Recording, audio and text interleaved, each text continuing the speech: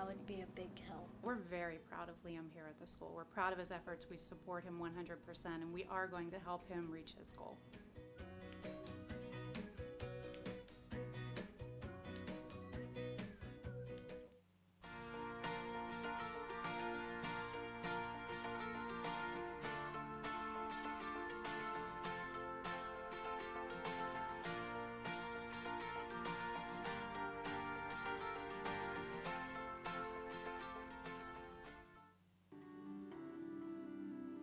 I feel that I create a very different environment. My classroom is full of music and movements, and that's important to me because as a learner, I had a hard time staying engaged until I was in a classroom like that.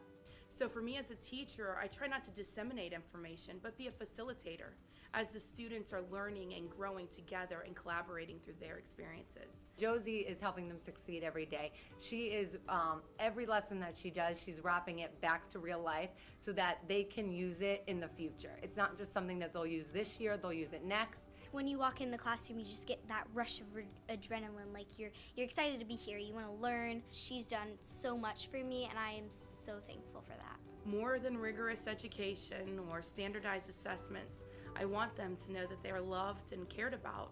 And if they walk away knowing those things and feeling the pride that I have within them and the confidence that I've helped to establish within them, I'll know that I've done my job in helping creating a better future for them.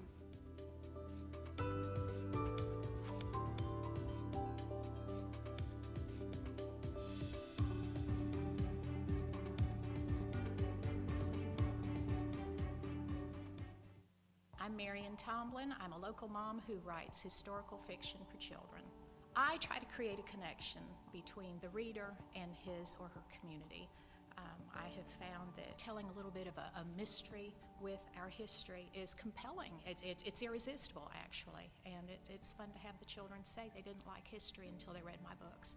And now they not only enjoy visiting the settings they read about, but they'll bring their grandparents, they'll bring their parents, and then they listen to their stories. I spend a lot of time in the classroom grateful for the opportunities that the teachers in Volusia County Schools give me to come in and discuss writing, not only the joys but the frustration. It took me 9 years to create my latest project, and when I have the children count on their fingers back to how old they were 9 years ago, it's a revelation that someone would identify a goal and they would pursue it through all the challenges and all the frustrations. Al Capone had been an actual visitor to the Ormond Hotel back in its heyday. And local legend has it that a briefcase he had brought with him that was filled with cash to purchase property during the Florida land boom went missing. And I have a very important part of the mystery play out in this building right here. Volusia County Schools help prepare me for what I'm doing today by helping me discover strengths, interests, introducing me to interests I didn't know I had through the music programs, through the field trips we took, through the guest speakers that were brought into the classroom. It was a very vibrant, it was a very, and yet very focused experience for me. I loved my time in Volusia County Schools.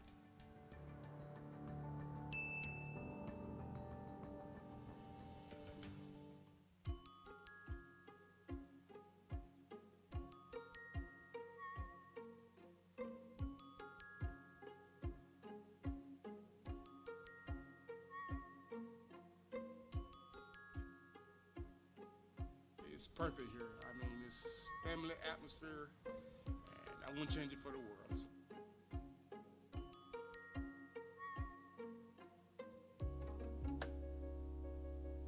I love the kids, they love me. Just love being there too. You good? Yeah.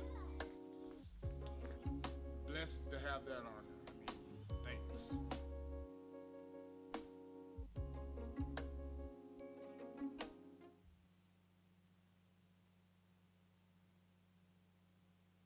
Hi, my name is Eric Nason, Sports Medicine Outreach Coordinator for Advent Health. I am so excited about our historic 5-year, $2 million partnership with Volusia County Schools. We are proud to serve as the official healthcare champion of Volusia County Schools as we focus on advancing opportunities through the health academies, decreasing chronic absenteeism, and supporting athlete health and safety within our high school sports programs. Did you know that the knee is the largest joint in the body and one of the most easily injured? It is made up of 4 main components: bones, cartilage, ligaments, and tendons. Each of these structures play a very important role in the stabilization and function of the knee, any of which can be injured. The most common knee injuries include fractures, meniscus tears, sprains and tears of ligaments like your ACL. In many cases, injuries involve more than one structure in the knee. Pain and swelling are the most common signs of a knee injury. In addition, your knee may also catch or lock. Most of the time, knee injuries cause instability, the feeling that your knee is giving way. Well, knee injuries can occur from direct trauma, such as in football, or a plant and twist type motion typically found in soccer, or simply the repetitive wear and tear on the joints, such as in running. If you are experiencing any of these symptoms, don't delay in having your knee examined by your school's athletic trainer. Most cases can be managed with rest, inflammation control, and rehabilitation. With more severe injuries of the knee, you will need to see an Advent Health orthopedic physician for a more in-depth evaluation, including x-rays and possibly an MRI. For more information about the partnership between Advent Health and Volusia County Schools, please visit the Volusia County Schools webpage.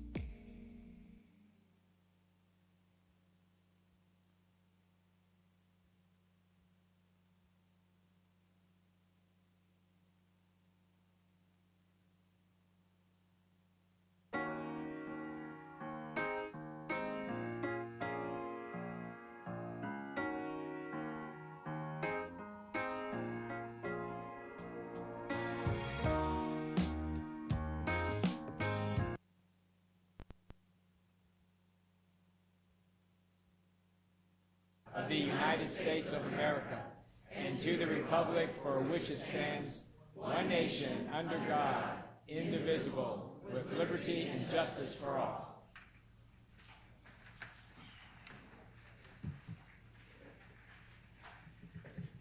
Thank you for joining us today as we spring forward. I'm sure everyone's getting adjusted to our new time, but again, thank you and thanks. At my left, Mr. Carl Persis, representing District 4. Next to Mr. Persis, I have Mr. Ruben Colon, representing District 5. On behalf of our board attorney, Mr. Dorn, I have Mr. Wolf, Attorney Wolf, that will be joining us today. To my far right, I have Mrs. Erin Lieberman, our agency clerk. Yay. Next to Ms. Lieberman, I have Ms. Jamie Haynes, representing District 1, Mrs. Cuthbert, representing District 3, and our vice chairman for this year. Next to Mrs. Cuthbert, I have our superintendent, Mr. Scott Fritz, and I'm Ida Wright, chairman from representing District 2. At this time, we normally have each of our board members will speak on the district vision statement, and I will open it up, starting with Mr. Persis. Thank you, Madam Chair. Well, as you all know, last week was National School Breakfast Week. It's always a week celebrating something in schools, and at least 2 or 3 things usually. But anyway, I had the pleasure of serving breakfast at Tomoka Elementary School, and that was a lot of fun, and it's always great being around the students. And that also coincided with Dr. Seuss's birthday and read aloud week and whatever, so I just stayed there and read to 3 or 4 classes, which is always a lot of fun as well. Just so many great things when you visit our schools. I was also on the caravan for the Ormond Beach Chamber's Teacher of the Quarter last Tuesday or Wednesday. We visited 9 schools and surprised 9 teachers as they were recognized for being the Teacher of the Quarter for their respective schools. And again, all the joy that you see out there in all the Volusia County schools, classrooms, the amazing teachers and para-professionals, principals, assistant principals. It's just it's a real pleasure to be part of this Volusia County School District. Thank you, Mr. Persis. Mr. Cologne? And so there are a lot of great things happening. However, one of the things that's on everybody's mind is this has been a very, very quick journey for everybody in ensuring that kids are washing their hands, ensuring that there's soap in the bathroom, ensuring that everything. And so I want to thank all of our staff and our cleaning folks and everyone who's looking after our surfaces and our children as we navigate what is yet to come. So that's all I got for that. Thank you. Thank you. Ms. Haynes? Well, last week, along with, as Mr. Persis said, it being, the time to read, I read at quite a few schools and a lot of classrooms, and that's always a highlight of my day. And also served breakfast.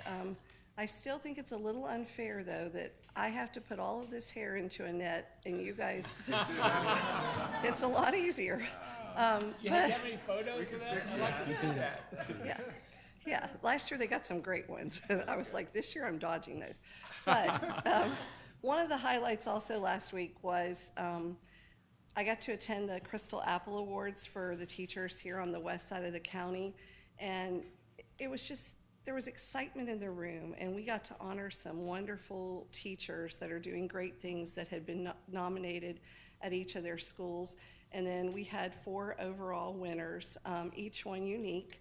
And they, got to take home the special Crystal Apple, which I think they'll remember. And what was really nice is they got to meet Dr. Fritz, because that's the big thing. Everybody wants a chance to meet Dr. Fritz and shake his hand. And so they said to me, Ms. Haynes, we want you to stand up there. And I said, I think Dr. Fritz needs to be up there. And they're like, that's a great idea. I said, yes, put him up there. And so teachers got to meet him in person. But it was so nice to go to a luncheon over at the center at Deltona and honor all of those teachers last week. So nice. It was fun. Thank you. Ms. Cuthbert? Good afternoon, everyone. I had the pleasure, along with Ms. Haynes, Dr. Fritz, and Mrs. Wright, we attended the FFEA Florida Future Educators of America Conference at DeLand High School Saturday morning. As usual, it was awesome.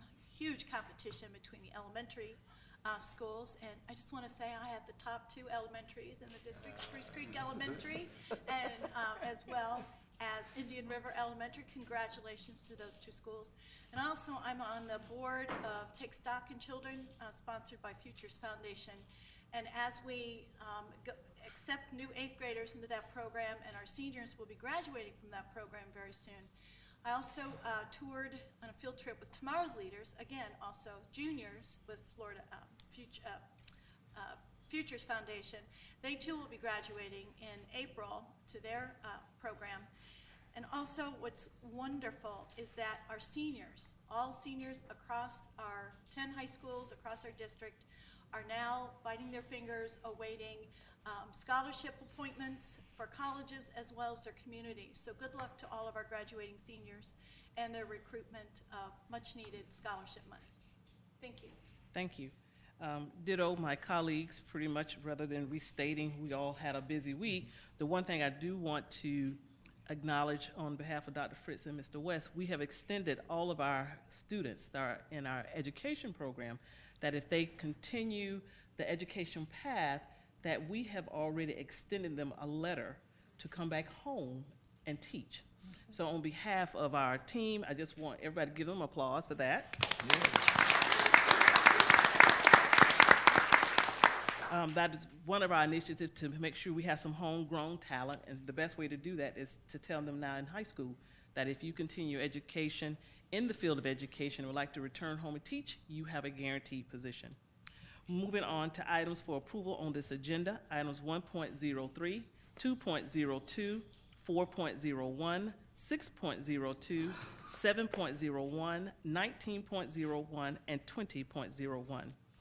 We will have several times for public participation, 1 at 5 p.m. for items of general interest pertaining to the public education of Volusia County. Time will be provided for public comments on any action item before the board votes on that item. and time will be provided at the end of the meeting for public comments for items of general interest pertaining to public education in Volusia County. At this time, is there entertain a motion for the approval of our minutes, items 1.03 from February 11th, 2020 regular session and the February 25th, 2020 regular session? So moved. Second. The motion has been properly moved and second. I have a correction to the minutes. Yes, yes, ma'am. It's the minutes of February 11th, our 5:30 meeting, 1.02. It's what Mr. Persis said. I don't think he'd be talking about Spruce Creek High School. He did mention Atlantic High School being on the front page of the paper because they put on the play Beauty and the Beast. Okay. But in here it says Spruce Creek High School and it's Mamma Mia. Okay. So I just want the right school to be recognized. Duly noted. Thank you. Any other comments? Good catch, Ms. Cuthbert. Any other comments? Hearing none. All in favor by the sign of yay. Yay. Yay. Those that oppose, nay. Ayes have it, and the motion's carried. Moving down to item 2.01, agenda. Superintendent Fritz, do we have any agenda changes? Yeah, I'd like to actually move our administrative appointments up if permissible. We do have some principals in the audience tonight that have night events, and they'd like to be able to get back to them. Okay. Colleagues, are there any objection? None. No. Hearing none, okay, we'll move that up. So can I entertain a motion to accept the approval of the agenda with the necessary changes? Madam Chair, I move that we approve the agenda with the necessary changes. Second. The motion has been properly moved and second. Any other discussion? Hearing none, all in favor, aye. Aye. Those that oppose, nay. Ayes have it, and the motion is carried. Moving down to recognitions 3.01.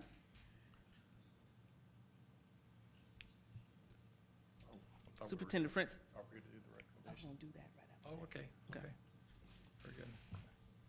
I'm going to ask Ms. Nancy Waite, Facilitator of Volunteer Partnership Programs, and Ms. Judith Watson, Principal for R.J. Longstreet, and Mr. Thomas Bond, Principal of Heritage Middle School, to come forward. And I think actually Judy is out today, right? Yes. And you're the Assistant Principal? Hi. is. All right, very good. Thank you. You're Kim, correct? Yes. Kim, welcome to the table. Good afternoon, Chairman Wright, school board members, and Superintendent Fritz. I'm Nancy Waite, your facilitator for the Volunteer and Partnership Programs. And today we're here to recognize the Volusia's Family and Community Involvement Award winners at the elementary and secondary level. The purpose of the Family and Community Involvement Award is to promote and recognize innovative school practices that increase family and community involvement. Entries are judged at the elementary and secondary levels, which are then submitted to the state, and 10 regional winners are selected. A district selection committee reviewed Volusia's nominations, and R.J. Longstreet Elementary is the district winner for their social and emotional learning family night. And Assistant Principal Kim Scacia and the school counselor Sarah Marcus are here to talk about their program. Hello, good afternoon. Good afternoon. Thank you, Ms. Chairman, school board members, and Dr. Fritz. I sincerely thank you on behalf of Ms. Watson. Sincerely thank you for this recognition of our Parent Involvement Night centered on social emotional learning and the impacts it has on our students and families. It is my distinct pleasure to introduce Sarah Marcus, who is our school counselor, and she will be sharing with you some of the details of our evening. Sure. Thank you very much for recognizing R.J. Longstreet's Social Emotional Learning Night for the Family and Community Involvement Award. Our school leadership team developed the idea for SEL Night based on the recent emphasis placed on supporting students' emotional needs by our state and district. As we all know, social emotional learning begins at home, and we wanted to open the SEL dialogue with our parents and families in addition to our students. We invited community resources to meet and share information with families during the complimentary dinner portion of our event, and then our parents traveled to 3 mini workshops to learn about anxiety in children, emotional intelligence, and how to handle daily parenting struggles. The family sessions were interactive and offered an opportunity for parents to collaborate or commiserate on supporting their students' emotional well-being, while our participating students enjoyed yoga, bingo for books, and technology time. The response from parent surveys was overwhelmingly positive, and most requested more time and more events geared toward SEL topics, which we intend to implement in the future. There were many great organizations who took the time to participate in our very first SEL Family Night, including Volusia County Schools SEL and mental health teams, and R.J. Longstreet teachers and staff. We would like to especially thank our other participants and volunteers from Ponce Inlet Lions, Kula Yoga, the Shores Resort and Spa, Adapt Behavioral Services, Domestic Abuse Council, Open Doors Outreach Network, Early Learning Coalition, Florida Kid Care, Department of Children and Families, Halifax Health Hospice, Healthy Start, Head Start, and VCAN 2020. Thank you very much again for recognizing our hard work and dedication to supporting our Longstreet Cardinals and their families. Wow, congratulations. Go ahead. Okay, on behalf of the Volusia County School Board, I'd like to present this certificate for being selected as Volusia County's Elementary Family and Community Involvement Award winner. So that is for you.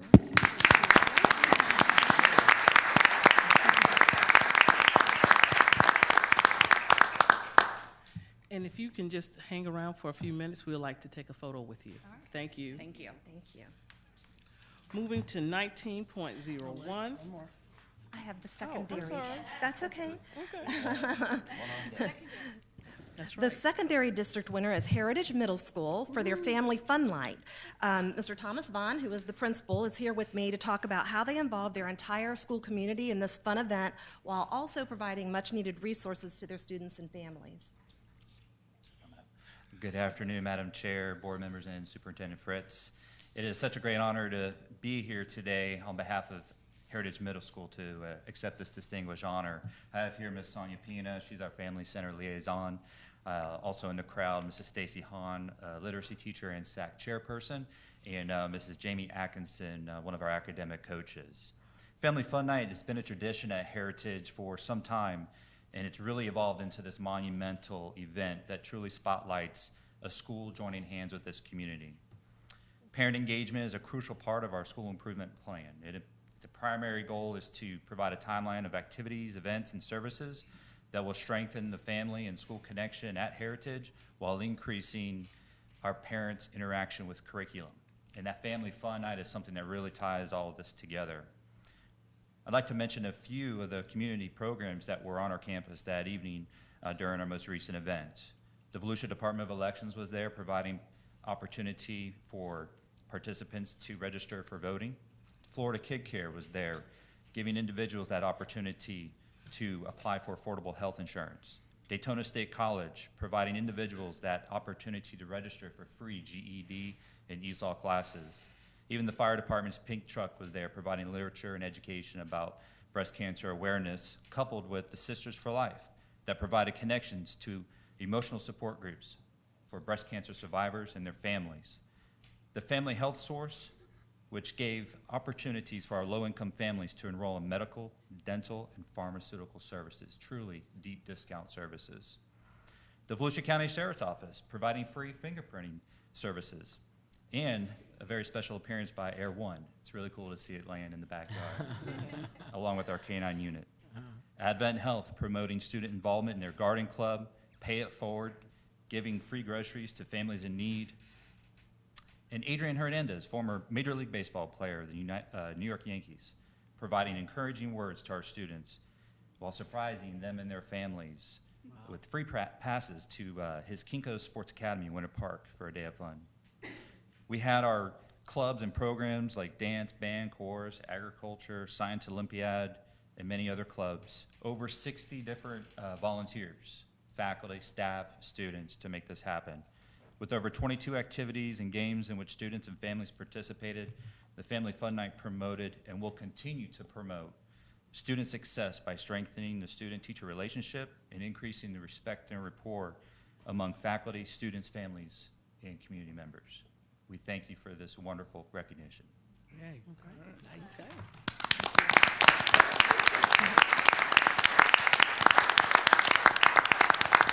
I just want to add that Sonia has become an expert in putting on this event and is going around and training other schools to help them also put on this event. So on behalf of the school board, I'd like to present this certificate to you for being the secondary winner of the Family and Community Involvement Award. So.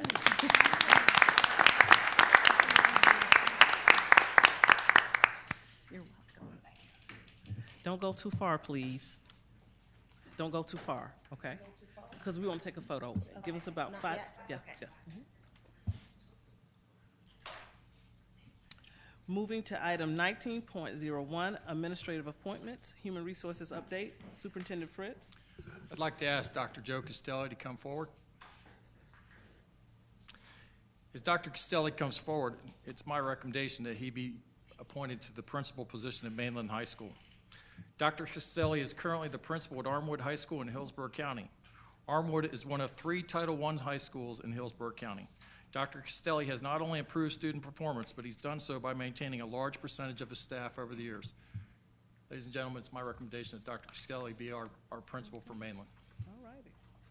Thank you, Dr. Fritz. Thank you, board members. I am so excited to be here. Buck Pride never dies. I'm already.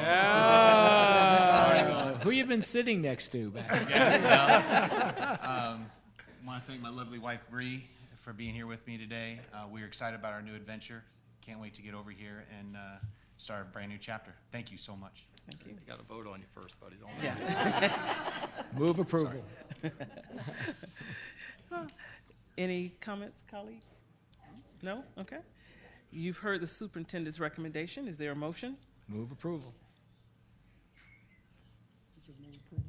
Second.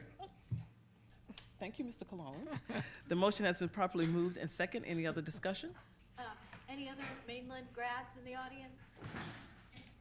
Wow. All of you stand up.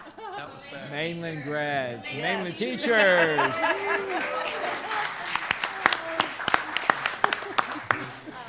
So truly, Buck Pride never dies. And my husband was also a graduate of Mainland 2 or 3 facilities ago. But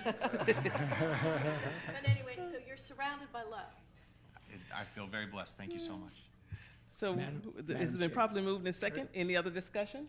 Yes, sir. Yeah, I certainly wanted to take this time to welcome you, but in doing so, I wanted to express my appreciation to the boards, I'm sure, and Dr. Fritz, appreciation to the gentleman sitting next to you back there. If we could have him stand up. And thank you, Tim Huth, for stepping in.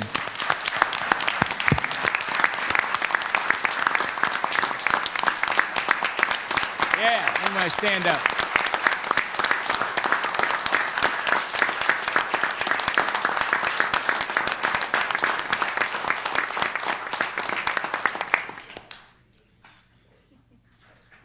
Mr. Persis kind of jumped the gun because we were going to bring you up here, but that's okay, Mr. Persis. We love you anyways. I'm sorry. I just thought that I saw you sitting there smiling, and the only person with a bigger smile was Tim Huth in the back. Look at him. He's laughing now. He's not just smiling. He's just bouncing up and down. But sincerely, Tim, thank you. So, are you ready to vote? Yes. All in favor? Aye. Those that oppose? Ayes have it, and the motion is carried. Welcome. Yay. Thank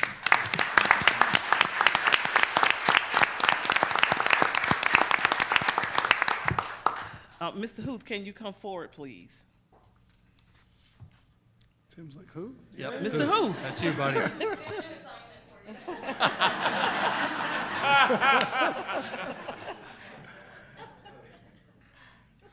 Well, Ms. Corey, you're pretty much right, because I know you thought you were retiring, but we do have another assignment for you. Oh, my God. But no, we just want to take this time sincerely just to say thank you. Thank you for stepping in and taking over school that you love, that you ran for about 10 years. And Mr. Huth was actually my dean when I was in high school. Wow. So he has I was very young at the time. You were very young. We both were very young. So he has a long history with Mainland High School, but from the bottom of my heart, thank you, because it is a school that I dearly love. Well, thank you very much. You know, I appreciate the opportunity that I had to come back, and it's been a great opportunity to get back with the students that I love dearly and the staff, and see the progress that has been made. It's been a unique year from my perspective. You probably could write a textbook on this, from the very first day when it began and the circumstances, to then after that, Hurricane Dorian, and being a shelter for 300-some community members, to having some Code Red 2 issues that was well documented, to the coronavirus. What's next out there? I'm not quite sure, but I know that it's been a pleasure to be there, and like I said, had this opportunity, and I want to thank you for the support that you've given, and I look forward to working with the new principal to transition and make it smooth so that the students that we have that are coming back next year and in the future have every opportunity like the ones that are there right now, and I look forward to it. So thanks again for allowing me to have that, and my wife appreciates this day as well. So that'll be good. Well, thank you. Any comments, colleagues? I also want to, thank you, Madam Chair. You're going to continue being a board member of Futures Foundation? Oh, on the Futures? Yes, I'll be on there, amongst other things, yes. Okay, well, good. And I also want to say that we're fellow Bearcats. We both kind of graduated around the same time from the University of Cincinnati, so we always had a bond from the get-go. So congratulations, because Bearcats never die either. There you go. Little known fact, when Tim was the principal at Mainland the first time, was the year that Mainland High School won the state basketball championship, and had a player that is rather famous called Vince Carter, who was on that team at the time. And I'll let you finish that story, Tim. You know, when Vince was there, a lot of people didn't realize, they only think of his athleticism, but he was a great student. Honor roll student in honors classes in AP. And he was the drum major, played a great saxophone. And in fact, when he had his first shoe contract, on the bottom sole, he had the G clef, and I'm not sure what the other one's called, but he had that on there for the sole. But regardless, he had a great career. He's 22 years, longest player, consecutive years in the NBA. But in addition to that, he loved Mainland High School. And when the school was being rebuilt, he was kind enough to donate $2.5 million to enhance the gymnasium and make right here, remember? Right in here. Right in And here. I keep the picture of it. Do you? In my folder, and there were board members and the check for $2.5 million that was given to the school system to make that happen. But it wasn't just the athletic facility, it was training rooms and other dance studios and things that benefited all the students at Mainland High School. And the community, because as many of you know, Mainland is used for many community events, and it's a beautiful facility and one that gets great publicity and usage for our community. But it's been a great ride, and you're right, the first time there we had so many successes, 2 National Blue Ribbon Schools of Excellence, twice named #1 school in Florida in both Red Book and other publications, #1 out of 5, and Business Week magazine is the top technology school in the country. I had the privilege of going to Washington, D.C. for 3 presidents at the White House and giving some advice. And while I have that, the key was involving a talented staff with a talented student body. And I'll never forget a little story, and I'll get alpha here, but when we went to Washington one time to see the Blue Ribbon School, the president asked if one of our students could introduce them to the other Blue Ribbon committee members. So I took a 10th grade student there that was in our technology classes, and you can just imagine, in front of all these people on the east lawn of the White House, she says those words, and now the President of the United States. Yeah. I mean, it was just fantastic, really great experience. And so a lot of good memories that I'll cherish a lifetime, including this year. But I am ready to turn the reins and let the work continue, the great work continue with the fine staff that we have. Yeah. So thanks, Carl. Well, thank you.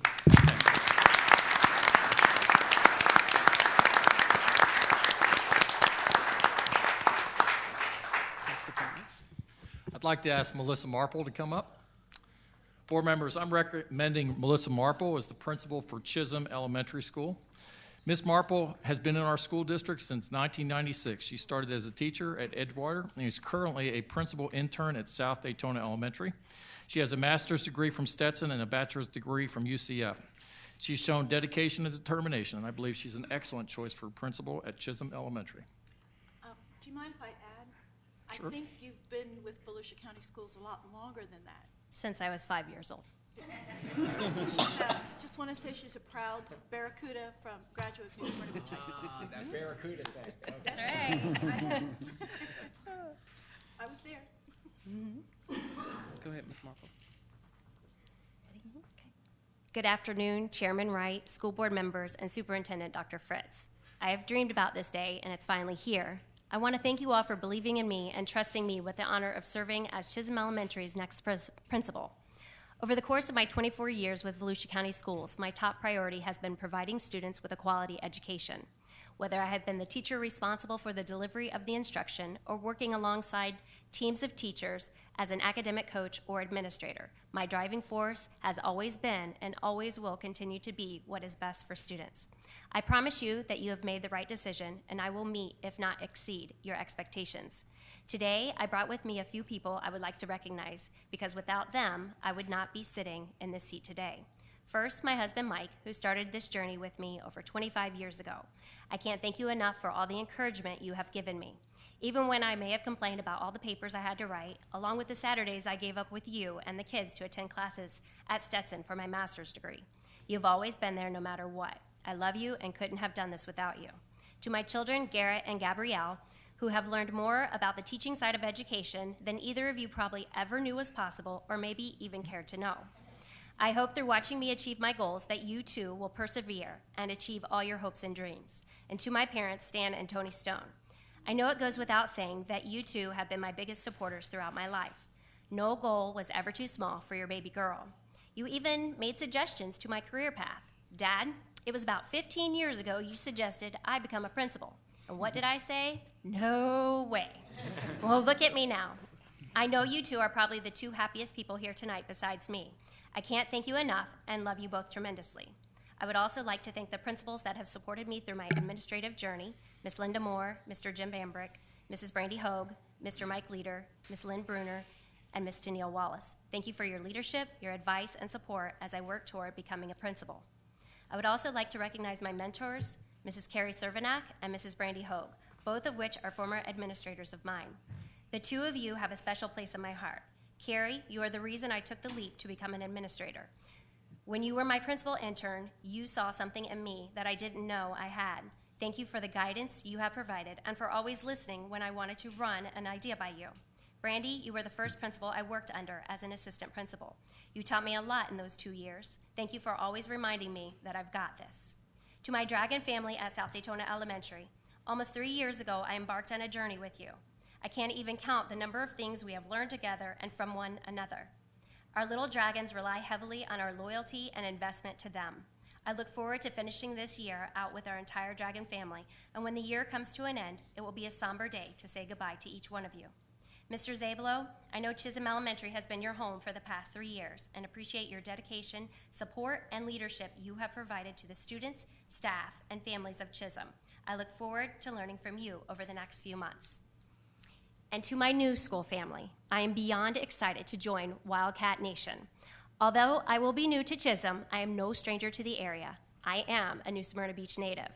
As we begin the 2020-2021 school year, we will work together to create a vision and a plan to reach the goals we set for our students and ourselves.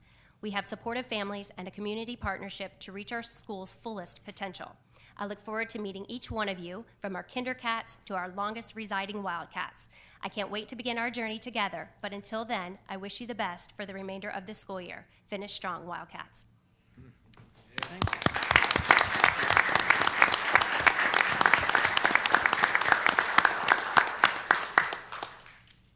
You've heard the superintendent's recommendation. Is there a motion? Madam Chair, I move that we appoint Phyllis Markle, Principal, Chisholm. I second it. The motion has been properly moved and second. Any other discussion? Hearing none, all in favor by aye. Aye. Those that oppose, ayes have it. The motion is carried. Congratulations, Ms. Thank you very much.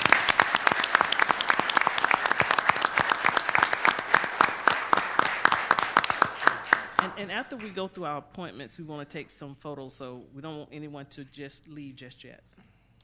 Superintendent? Craig, would you come forward? Craig has been the principal at Chisholm for the last 3 years, and he is retiring and has been smiling and smiling and smiling. And as superintendent, I just want to thank you and thank you for your friendship over the last few months being here and being very encouraging and supportive. So, thank you. Go ahead.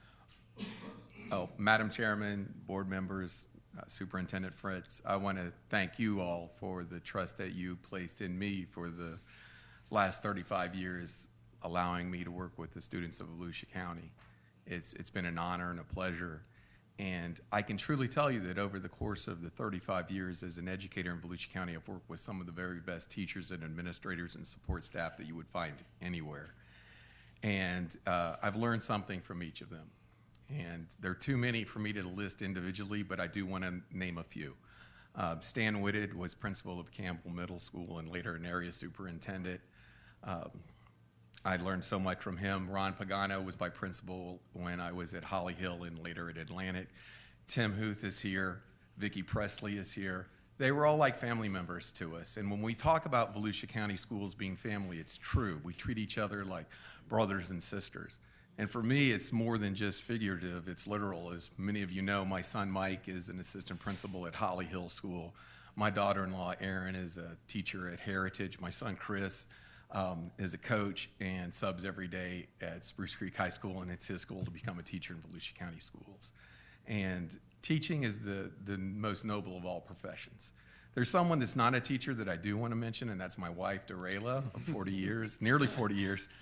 We met as students at Holly Hill Junior High, and you know, our heart is in Volusia County schools.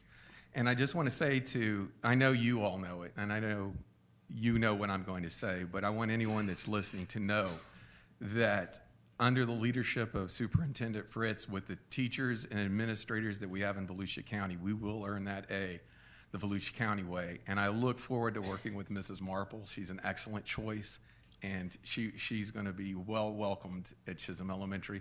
I just want to conclude by thanking you all again for the trust you placed in me. Oh, so nice. Mrs. Abloh. Mrs. Abloh.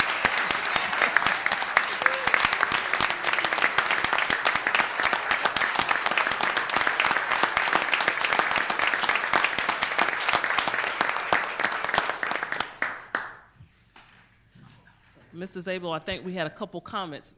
Go ahead, You can stay right there. You're entitled. You don't have to come back.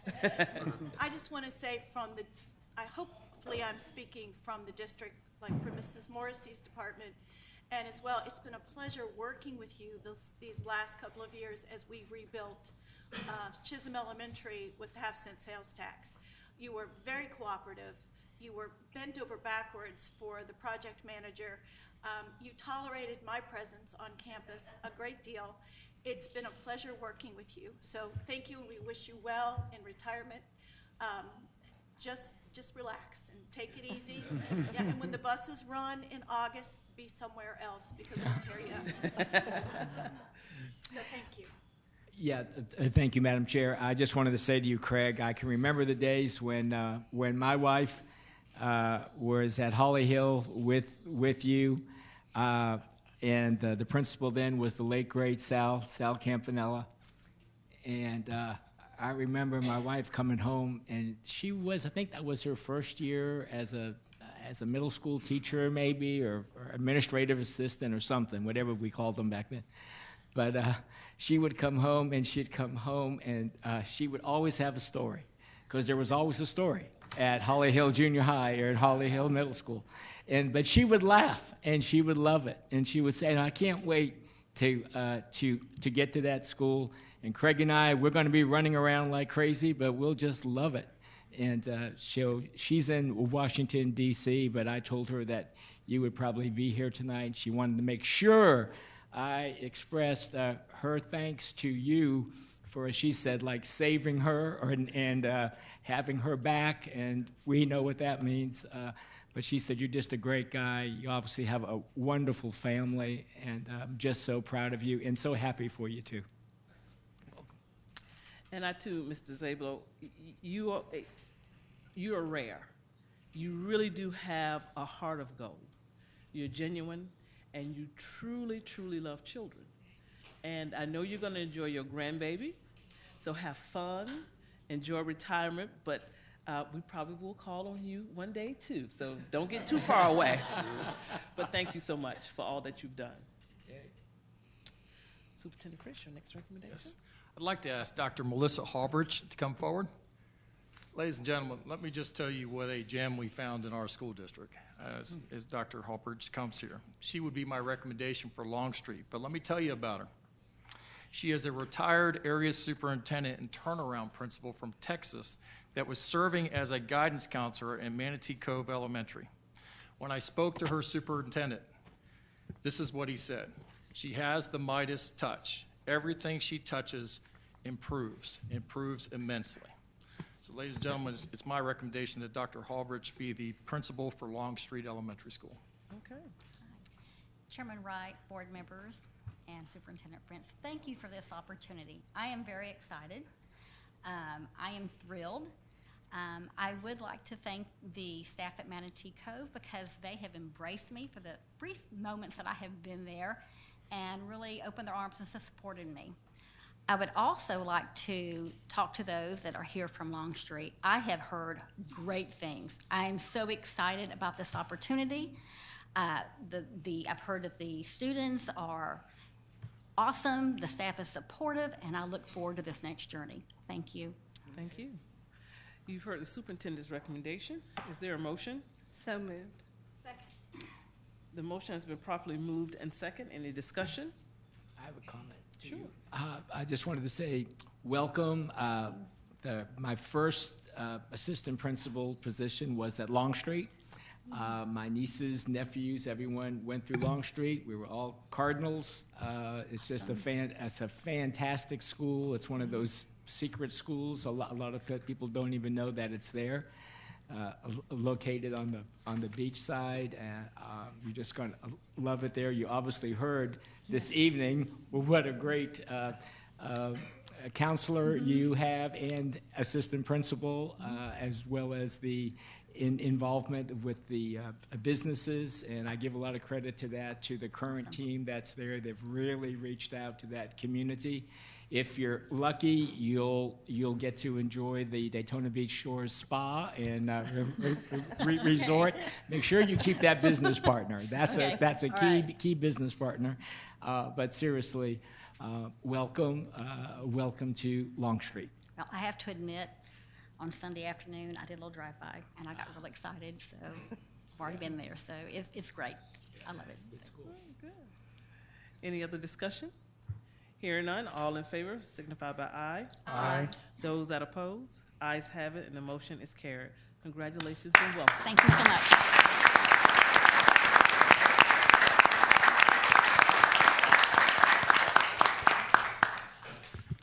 I'd like to ask Ms. Rose Rowland to come forward. Rose is no stranger to any of us. She's currently an area superintendent, but what she's being appointed tonight for is the assistant superintendent for student services. Ms. Rowland has been in our district since 1988. She started as a teacher in Mainland High School. She was a principal at Silver Sands, and she currently is the area superintendent. And she's begun the work on the platform to ensure social emotional health for our students as well as equitable student discipline. This is something, as a superintendent, we started the very first week on the job when I was here, and Rose jumped to that cause. Everywhere you go, children run up to her. She knows every little kid almost in this district. It's unbelievable to me. I can't go anywhere without some child coming up to her. And so for me, she's the perfect person to take on this new effort in student services. So she is my recommendation. Good afternoon, Chairwoman Wright, school board members, and Superintendent Fritz. I won't begin with presenting my entire journey through the Volusia County school system, but I would like to share a little of that journey with you. I began my career at Mainland High School as a dropout prevention teacher. The students that I served were students that had a desire to receive a high school diploma, but had no one to push them or encourage them to do so. They simply did it because they recognized the importance of possessing a high school diploma, which would make them productive and successful citizens in our society. My first class consisted of 18 students. 16 of those students were young men. Those youngsters became my best friends.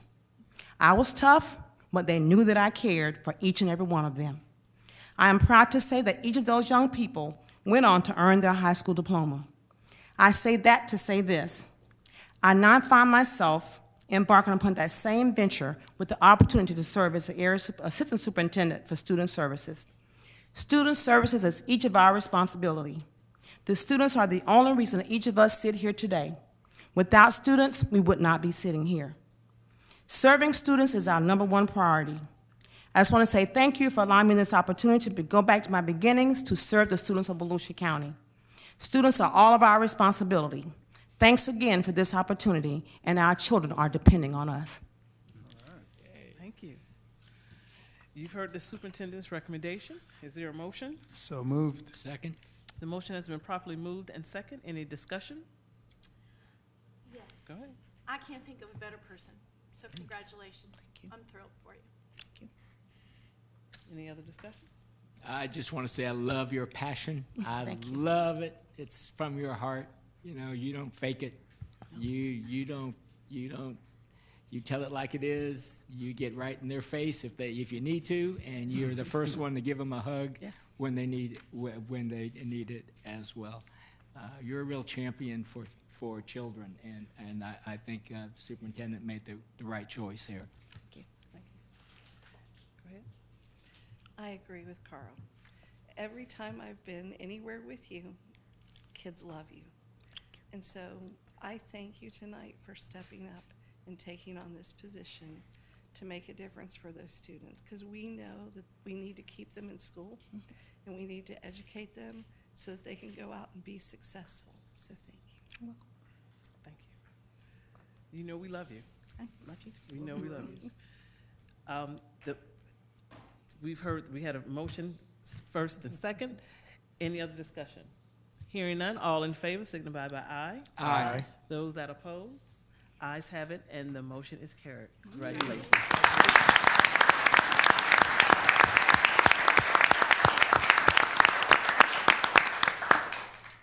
I'd like to ask Ms. Renee Clayton to come forward. As Renee makes her way up here, she'll be my recommendation for the Assistant Superintendent for Elementary position. Ms. Clayton brings years of experience, not only as a principal, but as a district leader. Under her leadership, Osceola County ranks 7 for student acceleration in middle schools within the state. She is currently the director for middle schools and K-8 schools in Osceola County.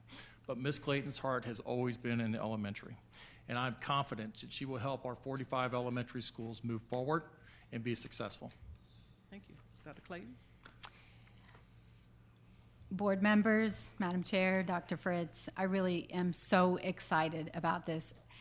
As Dr. Fritz just said, that caught me off guard just a little bit. My heart has always been in elementary. I say all 26 of my years have been in some capacity with elementary. And I always say, in these past few years that I've been the director for middle schools and K-8 schools, I say you can take the girl out of elementary, but you can't take the elementary out of the girl. So I would like to say I am absolutely humbled by this opportunity.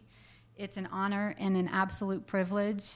I am 110% committed to this opportunity. I sit here and listen to all of these people in the room and hear the history that is in Volusia County that I am so excited to become a part of. I am coming from the same kind of history, 26 years dedicated in the same school district, from being a teacher all the way up through administration and working at the district level. Kids are my #1 priority, and I cannot wait to participate in this process that's happening here before us in Volusia County. I can't say enough about the preparation for this opportunity has come from my current leaders and mentors, and I can't move forward without recognizing the leadership of Dr. Fritz as one of my mentors, my current superintendent, my assistant superintendent, and all of the teachers and principals that I've had the privilege of working with as well. Because I'm one of those kind that rolls up the sleeves and you get down dirty in the middle and walk it with them. So I really am very excited about doing the same here.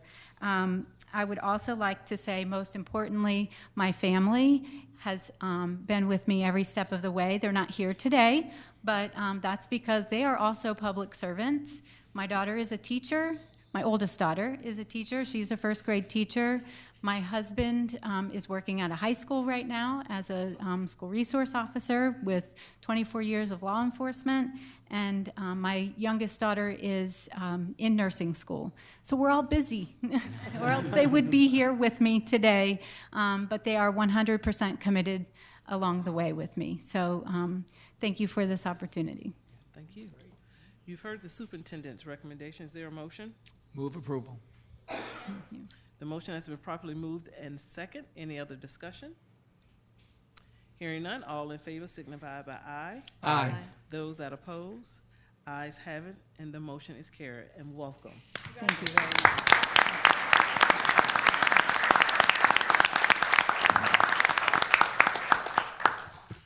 I'd like to ask Ms. Patty Core to come forward.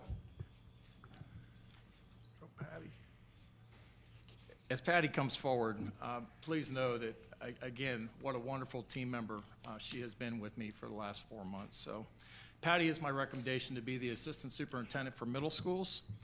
Ms. Core is currently an area superintendent. She spent 10 years at Mainland High School. I'm beginning to think we only had one. I know. We only have one that matters. First as a teacher and then as an assistant principal. She then served as an assistant principal and principal intern at Silver Sands Middle School, followed by the principal at Galaxy Middle School before moving to the district office. Patty Core is a true leader with energy that is truly contagious. Thank you. Madam Chair, School Board, and Dr. Fritz, thank you so much for this opportunity. I would be remiss if I didn't give a shout out to the Bulldogs because I am a DeLand High graduate, and this district, I've been here my entire educational career. My family moved here when I was very young, and this district has been very good to my family. All of my siblings graduated through DeLand High School. My mother was a retired cook from the cafeteria from Volusia County Schools, and she very much instilled in me the work ethic that my peers and my colleagues see on an everyday basis. Sorry, I lost her a year ago, so she would be here if she could. She's here. At any rate, my career started in high school, but then I moved to middle school as an administrator, and what an amazing opportunity that was for me, because when you get the call and you're moved, the first thought was, I don't want to leave Mainland. I'd been there 10 years, but what great opportunity for me to learn how to do the data, master schedule, curriculum, and then leading Galaxy is one of the proudest times of my life. I absolutely love my time there, and we have such amazing, hardworking people out there. What I'm really excited about with this reorganization is the ability to focus on one level and the amount of work and what we can get done together. Having 12 or 13 schools versus 29, I can really be in the schools with the principals side by side. We do have a number of newer principals. I'm so much looking forward to being able to do that work. And as we know, all grades are important, but the middle school, we have them the shortest amount of time. If we do it correctly, we only have them for 3 years. But for some of those kids, it's their most vulnerable years. It's their most tumultuous time. So I'm really looking forward to bridging that from elementary to high school and supporting the principals so the kids will be ready when they hit Gabe and his team in high school. Thank you. Thank you. Go ahead. So I have the privilege of, Patty has all of my schools but one, and I call her my cleaner because there is nothing that Patty cannot do.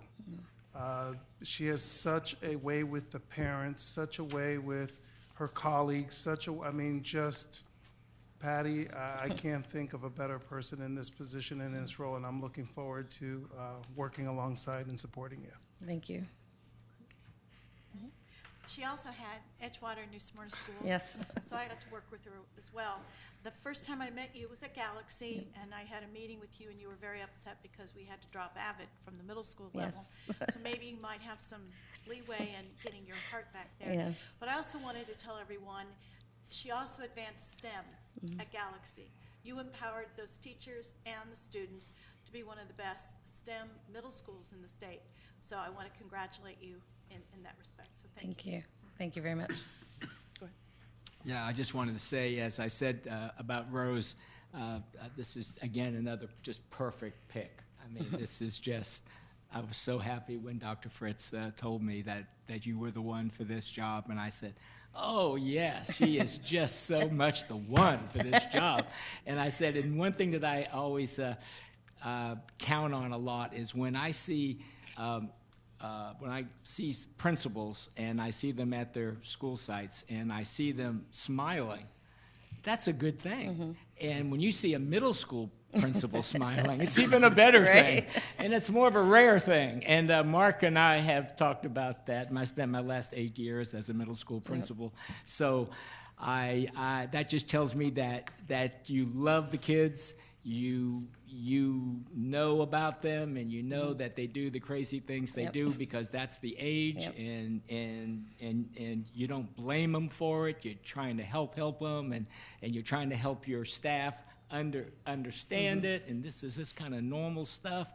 And so when he said that you were going to be the middle school assistant superintendent, I just thought, oh, there isn't a better person out there than Patty Core. So thank you. Thank you. I do love it. I do love it. We always said in middle school you never have the same day twice. So that's for sure. That is where you have the most fun, actually. But oh wow, can't say congratulations just yet. You second. Any more discussion? Hearing none, all in favor signify by aye. Wait. I don't think we made a motion on this one yet. You did not? Oh, okay. Well, I'm sorry. I entertain a motion. So moved. Second. The motion has been properly moved and second. Any other discussion? Hearing none, all in favor signify by aye. Aye. Those that oppose, ayes have it, and the motion is carried. Thank you very much. Thank you.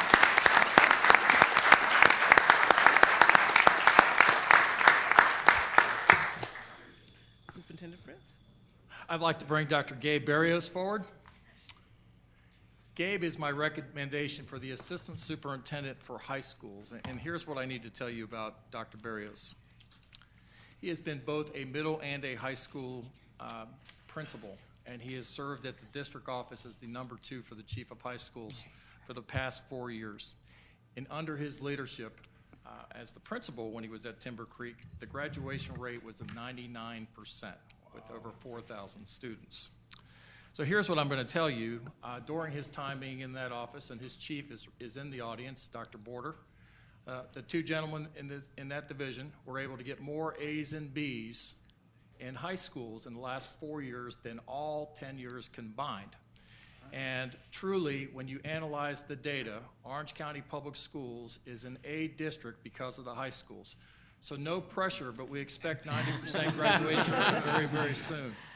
Ladies and gentlemen, Dr. Barrios is my recommendation for Assistant Superintendent for High Schools. Thank you. Dr. Barrios. Thank you. Good afternoon, Chairman Wright.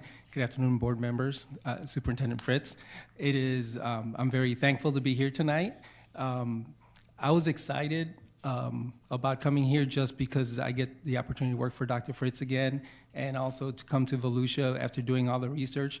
And I'm even more excited after listening to everybody and how they talk about Volusia. It just seems like a very genuinely tight-knit community, and there just seems to be a lot of excitement here and a lot of real genuine compassion and caring for students, and it makes me excited, even more excited to be here. So, and look for the opportunity to work with the principals. I've already met a lot of the principals, and it really, truly has been a great introduction to Volusia, and I thank you for the opportunity. That's great. I also want to thank everybody who came with me, my colleagues and my friends, soon to be former colleagues, Dr. Border, who's also my mentor, and Dr. Paduano, principal at Timber Creek, and Jeff Bettner, assistant principal at Timber Creek. I've known them all for many, many years, and I look forward to this opportunity. Thank you. And I can't forget my daughters. They can't be here today. My daughter actually works for FEMA in Philadelphia, so as you can imagine, she's busy right now. And my younger daughter's a freshman, so she's got a lot of end-of-quarter exams and projects to complete before spring break. So thank you. Great. You've heard the superintendent's recommendation. Is there a motion? Move approval. Second. The motion has been properly moved and second. Any discussion? Just one brief comment. We do have other high schools besides Mainland. I heard. You did let them know that. It's not a one school. Sure, I did. It's not a one high school district. Okay. All right. Just wanted to get that out on the record, Madam Chair. We have 10 wonderful high schools. Correct. But as you can see, the greatness that Mainland has created is in this room. I'm just saying. And humble. Any other discussion? Go right ahead. As one who taught at New Smyrna High for 26 years, I welcome you. I think it's fabulous. If you want a tour, I'll be glad to take you. I know all the high schools. I know all the principals. Either I worked with them. Well, DeLand High School principal is a former teacher at Mainland. So, I mean, they're all over the place. But you will find, especially in our high school, middle and elementary, we have a lot of Volusia County students here. Just like Melissa Marple, she's a graduate of New Smyrna. A lot of our people stay. And it's wonderful because we always encourage our students to stay and be hired and work in Volusia County schools. So welcome. Thank you. So I have to put in a good word for the west side of the county, where we have several high schools also. Mr. Colon and I share them. The two he has, Deltona High and Pine Ridge, I've actually taught at. So I'd be happy to take you there, or he would. But I have three in my area, which are Taylor Middle High, DeLand High, and University High. And DeLand and University are the two largest at the moment. And so I welcome visiting those with you, and we're happy that you're here. So don't listen to just Owen the east side. You have to give some credit to the west side. That's right. That's right. Madam Chair. Yes, Mr. Colon. Bienvenido a Volusia County. Tenemos dos escuelas en Gracias. Deltona. Tenemos Deltona High, Pine Ridge. I figured I got to get one on you guys here, okay? Mucho gusto. And so, as the first Latino school board member in Volusia County, I'd like to welcome you as well, because diversity has been one of our challenges, and to have a Latino at the helm of our high schools means the world to our community, so thank you. Thank you. Madam Chair, I have to get back now. Look.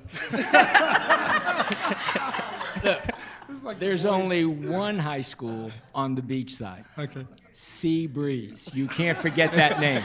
Sea Breeze. The only high school where you can see the waves from the second floor. You can smell the surf and the salt. You can feel the ocean breeze in your face. That's a place where you want to invest your time. Sea Breeze High School. You see, you're going to have a lot of fun here. I am. Okay, any other discussion? Hearing none, all in favor, motion by aye. Aye. Those that oppose, ayes have it, and the motion is carried. Welcome. Thank you.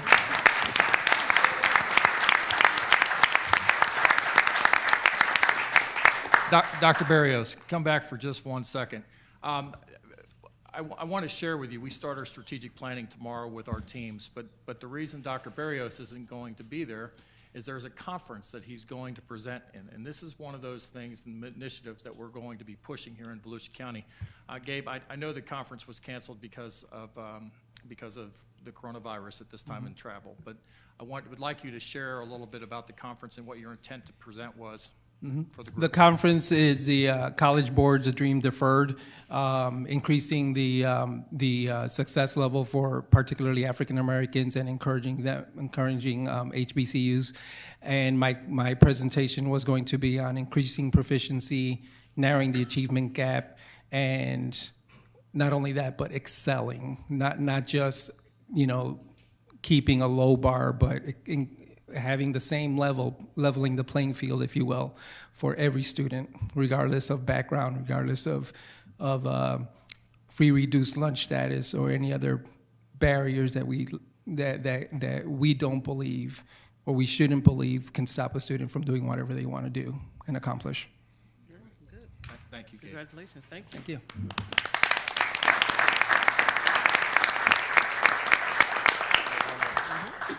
We have our last appointment for this evening. I'm going to ask Steve Grube to come forward.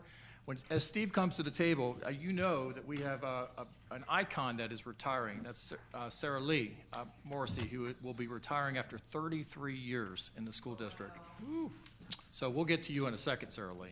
But I do have to replace that with a director of facilities. And let me tell you about Mr. Grube. He has experience as a facilities planning, design, and construction and in regional development, not only in Orange County Public Schools, but also at the colleges and the private sector. He's very excited and passionate, and educators are in his family. So he's super excited about being a part of something bigger. So, Mr. Grube? Thank you. Madam Chairman, board members, Dr. Fritz, thank you so much for having me here. Thank you so much for the confidence and trust that you have in me to lead such a robust, multi-million-dollar construction program. It's a tremendous challenge, and I'm so excited to be here. But first, let me say, I am super impressed that there are so many administrators and instructors behind me that have been here for over 25 years. You're doing something right. Either that or I-4 has been under construction for so long, they just can't get out of here. As Dr. Fritz said, I have over 25 years' experience in the construction, design, and planning of K through 12 facilities. It's wonderful to be here. I'll be one of the new guys on the block, but I think I come in with a fresh set of lenses, and I'm excited to be part of such a wonderful organization. I am married to an educator. My wife is an elementary school teacher. She's been teaching for over 25 years. God bless her, first graders. I am much more comfortable with architects and contractors than I would ever be. But my son's a recent graduate of Lake Nona High School in Orlando, and I'll be picking him up at the airport tonight for spring break. So again, thank you so much for having me.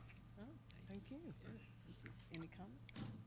Okay. You've heard the superintendent recommendation. Is there a motion? So moved. Second. The motion has been properly moved and second. Any discussion? I think we all look forward to working with you, especially now that we have our half-cent sales tax and we are rebuilding schools. I think we've been very fortunate with, we've been very fortunate with Mrs. Morrissey to get us off the ground. She campaigned for it.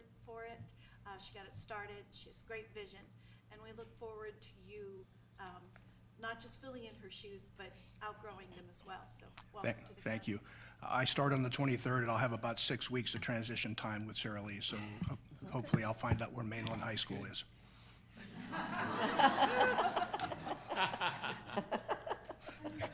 Well, now University is probably the largest high school, but Mainland is definitely the most beautiful high school, in my opinion. You know I'm a little biased.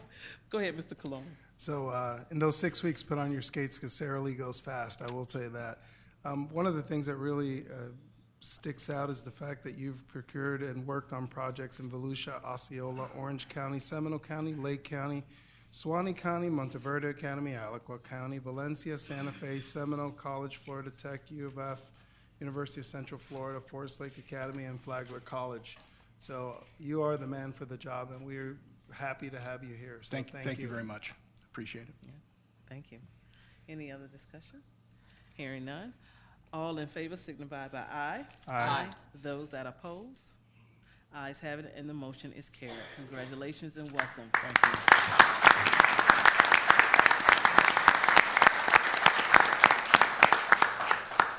Ms. Morrissey, would you come to the podium, please?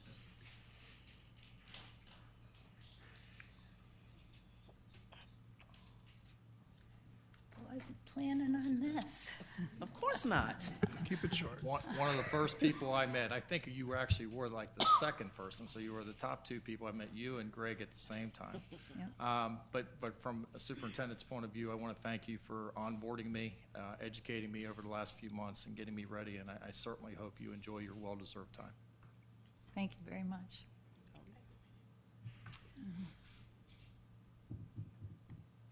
I'm not going to be able to hold it in. Ms. Morrissey, I've been very fortunate to work with you very closely over the last, I guess, 3-4 years, because we are on the oversight committee together, as well as I'm on the selection committee with you to select architects and construction management companies for our new rebuilds. I just want to say it's been an absolute pleasure. You gave me one of the highest professional compliments, because you asked me when I was appointed to the selection committee when I volunteered.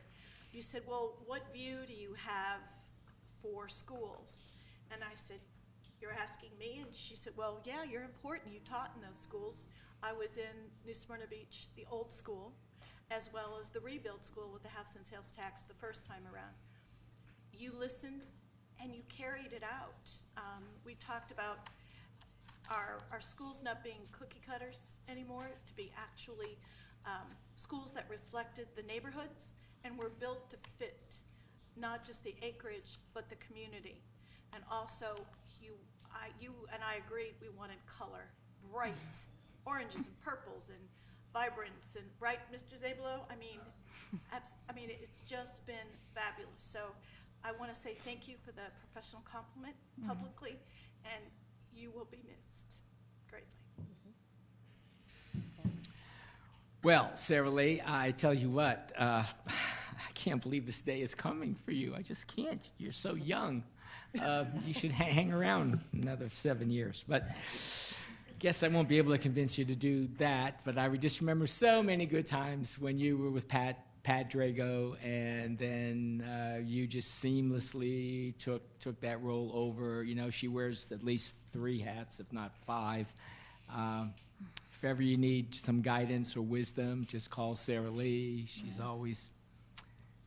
always like, well, since you asked me, okay, you know. And I say, yep.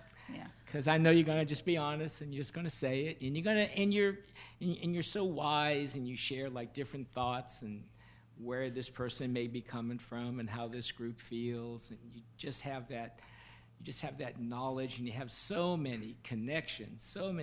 Steve, she has so many connections. I mean, organizations, people. She knows who all the movers and shakers and builders and developers and land owners and real estate agents and engineers and architects and planning directors. She's involved in every association that is in any way, shape, or form connected with development in any way. She's been recognized by her organization as a winner, I think a couple of times. She continues to receive accolades by a group of people that, as you know, back in the day didn't have a lot of females in it. And she stood heads and tails above the crowd and continued to win people over. I'm convinced that we wouldn't have passed the sales tax the second time around if we hadn't done such a good job the first time around. And all the cautiousness that we took and the oversight, that was all from Sarah Lee. We have to do this right. We got to make sure we build quality projects that involve the community, structures that we can be proud of and that will stand the test of time, which all of those schools have. So I just give you so much credit, and I just want you to know that I'm going to call you perhaps even more often after you're retired, because I know you like politics, but you couldn't really say a whole lot before. But she'll be able to say a whole lot after she retires. So anyway, thanks again, and we'll talk some more. Well, 7 years. And unlike Mr. Persis, you're very detail-oriented. You make sure we have all the facts, but you're always direct. You're polite, but if we ask a question, you will give your honest opinion, and I respect that. I like people that are direct and like people that are honest. You always do it graciously. You always have a smile on your face, and I wish you well. But I'm like Mr. Persis, because you know we got 2 major projects coming out. So if Mr. Group call you, you make sure you answer that phone, because between Osceola and Ortona, and then we have the middle school. And so we want to make sure, and I'm sure Ruben will probably call you about that middle school. She's going to be there for the opening. She's going to be there for the grand opening. But enjoy your retirement. You deserve it, and you have been truly a blessing. Yeah. Thank you so much. Thank you.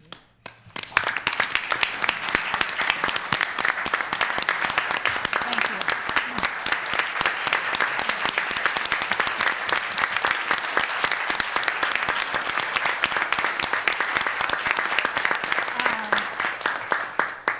I'm not sure, I wasn't planning for a planner to not plan for something like this. And I guess I'm supposed to say something. because everybody else has been saying things. I thank you for your words. I appreciate hearing them.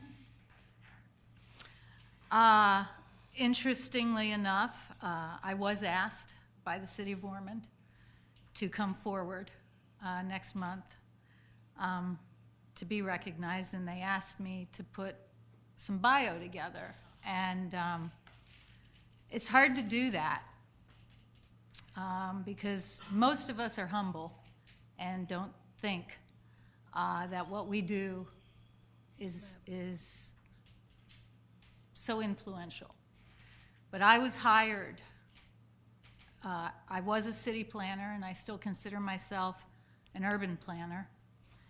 And I was one of few who was hired to work specifically for a school district. And my one word, which has been my one word since I began my career as a planner, has been community. And I have used that word for everything that I have worked on. And I do know I'm direct because many people have said something to me about that. I don't know that everyone appreciates it. But when I was hired to come here to the school district, I was specifically asked to find a way to get along with the local governments. We were in the middle of a building boom, lots of growth, 2,000 students a year, very similar to what you're used to, Dr. Fritz. And I was hired to do school siting and intergovernmental coordination. And in 1998, I brought forward an interlocal agreement that 6 local governments signed voluntarily. And it spelled out ways that we would work together as a school district with local governments. And that agreement was used by the state in 2003 as a model when the state mandated through legislation that all of us get along. And that really kind of began my career mentoring other school planners, because shortly after that, school concurrency came into effect, and school districts didn't have planners. They had people who understood construction, but they didn't have people who understood planning. And it is a niche, and it's a hard niche for me to find somebody. But I'm very proud of what's happened in this district. This district has a charter, a county charter.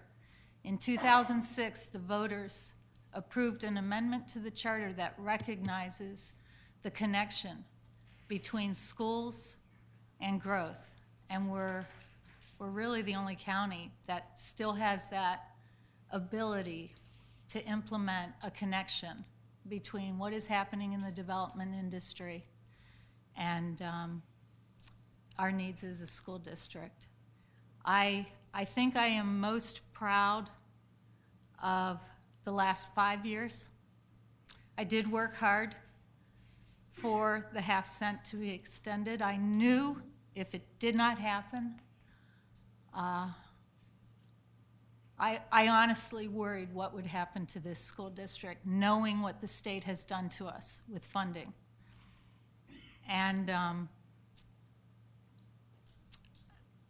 implementing those first schools was very visionary. And I know I went out on a limb because we went through 3 IT directors and 5 instructional services directors during that time.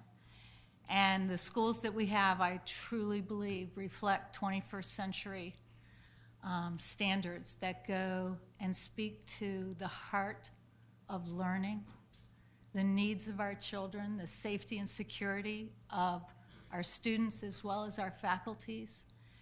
And we worked hard to make sure that they were community-oriented and did not reflect a punitive appearance.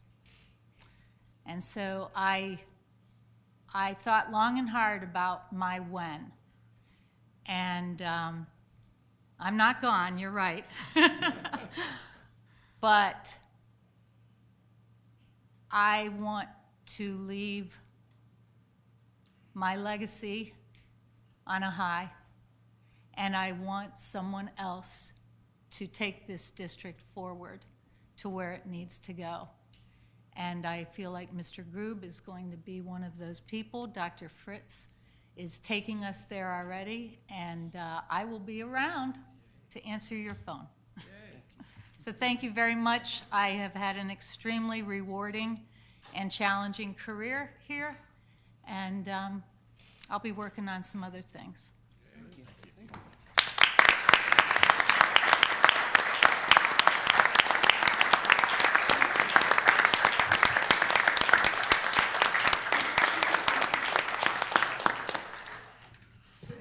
At this time, we're going to take about a 10-minute break, and we want to start first taking photos. We will take them out on the stairwell, and we're going to start first with our elementary and our secondary schools for our recognition for family and community involvement winners.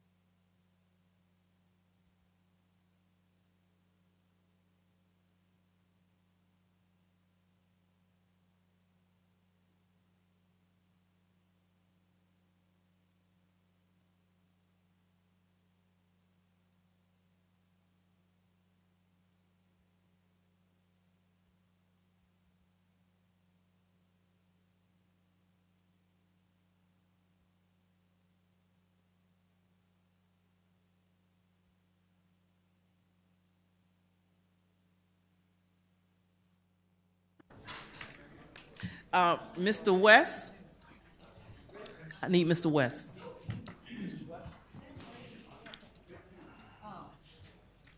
Don't forget, 4.0. You have to do that resolution.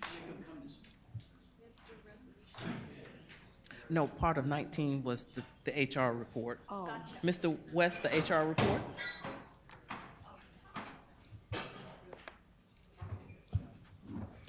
Unless you want.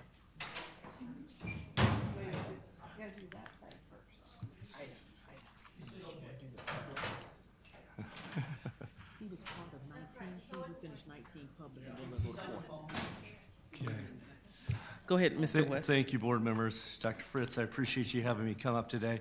I've handed out our HR corner just for your informational purposes. I just wanted to give a shout out to our bargaining team for the ASME group. We actually have come to a tentative agreement with ASME, and so we're very excited about that. Yeah. So thank you to ASME and also our district team for working on that. I know that's been a number of months of work that they've been able to do.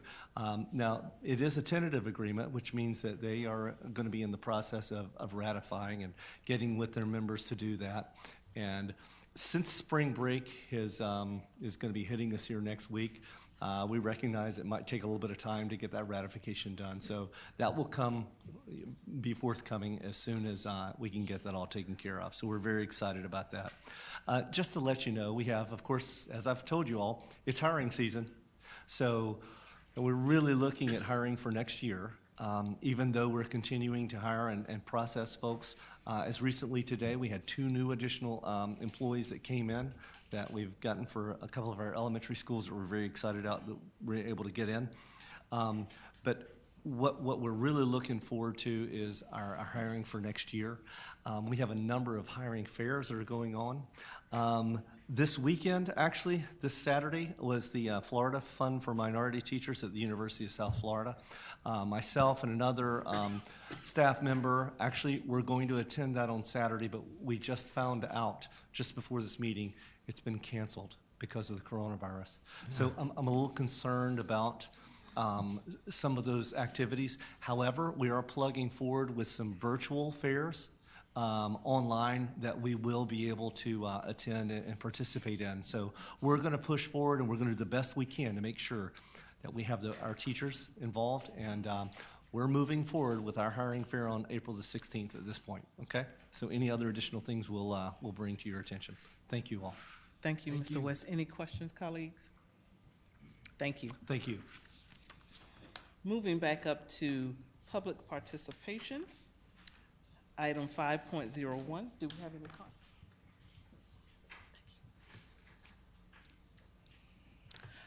Our first speaker is Mr. Steve Tonjanis. Tonjas, thank you. Followed by Heather Wood.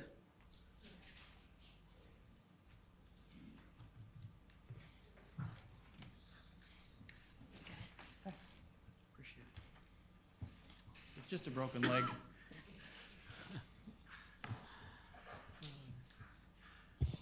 Good afternoon, Madam Chair, Dr. Fritz, school board members. My name is Steve Tonjas. I live at 423 West Pennsylvania Avenue in DeLand.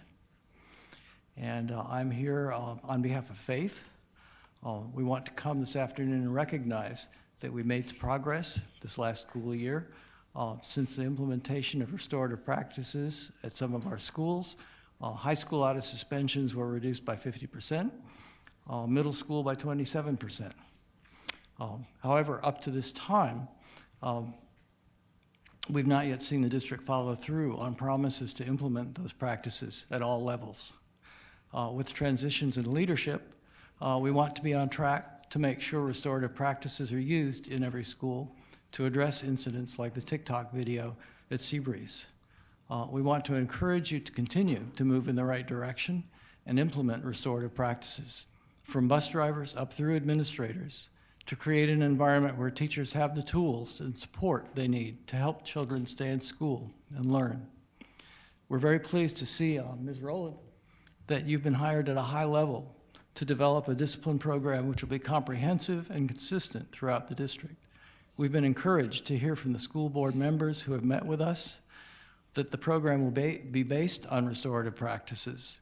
We ask that goals, performance measures, and monitoring specific to implementation of restorative practices be included in plans and staff performance reviews to ensure the effective implementation of these practices. We've met with or have meetings scheduled with most of you. We look forward to seeing you at the Action Assembly, which at this point is still scheduled for March 30th at 6:30 p.m. at the Peabody in Daytona. We'll certainly keep you posted if we have to change that. And we're hoping that Dr. Fritz, you'll be able to attend. I thank you for your time. Thank you. Our next speaker is Ms. Heather Woods, followed by Mrs. Elizabeth Albert. And I didn't give a disclaimer. You do have 3 minutes, so state your name, please, and your address. Thank you. Come on up, Mrs. Woods.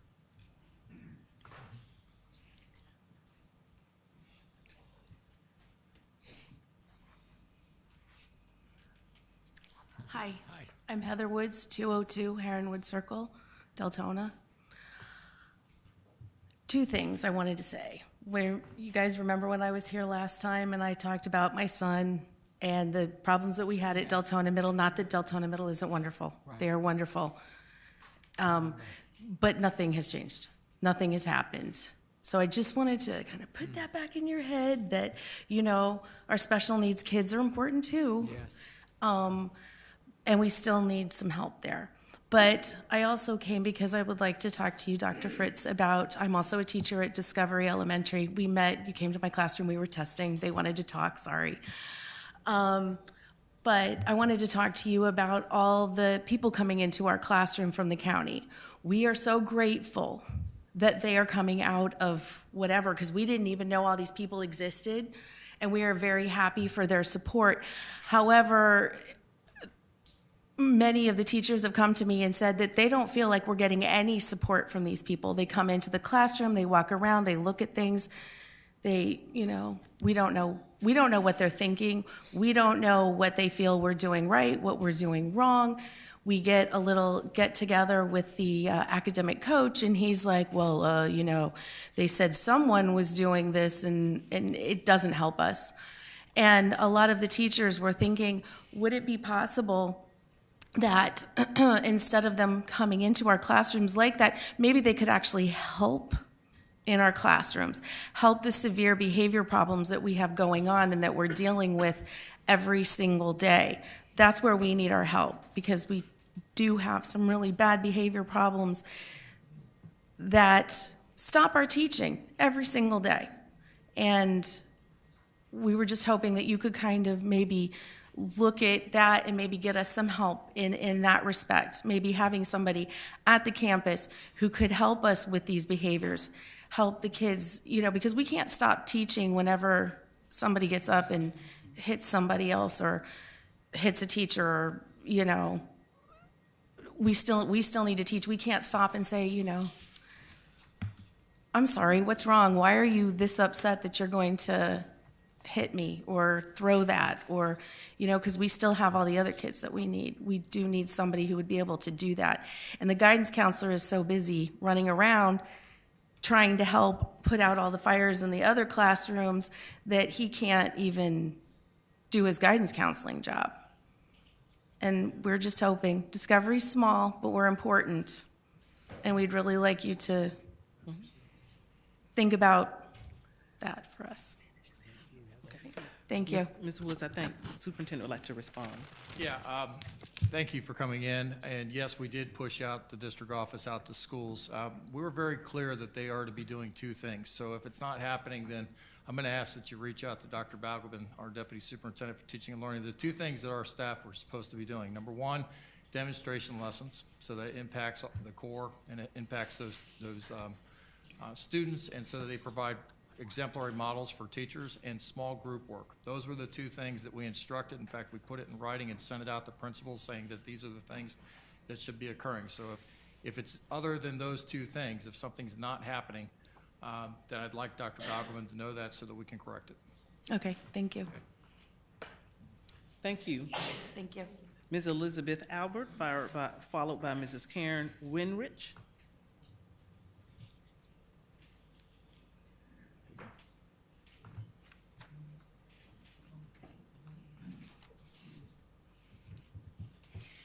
Good afternoon, Madam Chair, board members, Superintendent Fritz, and members of the audience. So today, I want to remind you that the last time I was here, I spoke to you about communication. And so today, as I sat through the workshop this morning and listened to the ladies present the foundation of what you're going to use to build your strategic plan, there were some things that resonated with me. I know we like positives, so I'm going to try to focus on the positives, but we have to be aware of the challenges and areas for growth. Notice how I used my words. So first of all, I really appreciated the fact that we spoke at length about the dedicated educational professionals that work in our Volusia County schools. It is true, as it was stated earlier, that we are in the business of children, and without the children, none of us would be here. So I appreciate the focus on that. Also wanted to acknowledge the nod to the tenacity and the perseverance and the withedness and the ability of our folks to ride the storm. We have a lot of people, as we've heard, even through the appointments, who've dedicated their entire lives to Volusia County schools and educating children, and that's impressive. But what I'm concerned about is how many folks who are currently out there are going to be able to say the same thing. One thing that I noticed when the data was shared, that if you're doing basic elementary math, when you had all the indicators there and they were lined up in the 4 categories, there were a total of 15 indicators. 6 of those indicators were red. So that's more than a third, almost a half of our indicators that we're going to be looking at to build that strategic plan are in the red area, and I know we need to move them to green. So that's something that we need to pay attention to. If we're looking just at green, only 2 of those indicators were green. And so it was important to acknowledge that our folks do have hope. They have a lot of hope in the 5 of you and in Dr. Fritz and the new team and what we've done here this afternoon. And hope is connected to loyalty, and we're seeing that our folks are loyal, but my concern is how long will that last? And there is a saying that says, never push a loyal person to the point where they no longer care. And I'm very fearful that we are getting close to that point. Some of the examples that were used in the information that was shared talked about lawlessness. We've had conversations about lawlessness, talked about the lack of accountability at certain levels, talked about student behaviors, talked about communication, as we do oftentimes. But what I'm asking from you tonight is some visibility, some direct communication to the people who are serving the students. If we don't hear from you, then folks are left to wonder. And I don't think we're in a place where we want them wondering. Be visible, be present, and please connect. Thank you. Thank you. Next, Mrs. Karen Winrich, followed by Mrs. Mary Jo Renwick. Weinrich. Mary Jo Warnoff. Good afternoon. Karen Weinrich, 3892 Sunset Cove Drive in Port Orange. I am a teacher at Spruce Creek Elementary School, and Elizabeth asked us as stewards, if we could change just one thing now to make your lives better, what would it be? Well, I have 2 things, both of which could be changed after spring break. Number 1, please let us control our air again. My classroom sits at 74.6, 74.8. I know it's not that in here. We come in from recess, the kids are sweaty, it takes 15 minutes for it to kick on, and the minute it hits 76, it kicks off again. It would make my life so much better if when it's hot in my room, I could press a button and put it down 1 degree. We haven't had that ability in years, but that would go so far to increase morale among teachers. The second thing that would make my life and many others much better is to ensure that we all have a working copier within our building. I cannot tell you how much time I have wasted figuring out what copies I need, sending them to the printer, walking to another classroom, unlocking that classroom, going in, having to walk through somebody's classroom because we're in the pods, making my copies, uh-oh, it didn't send right, or oh no, I'm out of paper, going back to my room, going back and forth. I have spent so much time just trying to get copies. I have a brother in my pod, and the copies are embarrassing. So I only use it for things just for me, but I would never make copies to send home with my kids because I wouldn't want the parents to see that. So if we could all get copiers that we could get to where if I have a student who, well, for example, when we have teachers who the subs do not show up, which happened to us last week, I had 4 extra students for the day, which is fine. I didn't have 4 extra papers. I can't make my copies. I went and made them on the brother. They were terrible. They could barely read them, but at least it was something. So if we could just get copiers that we did not have to leave our area, that would improve my life tremendously for the rest of the year. Thank you. Thank you. Mrs. Mary Jo Warnoff.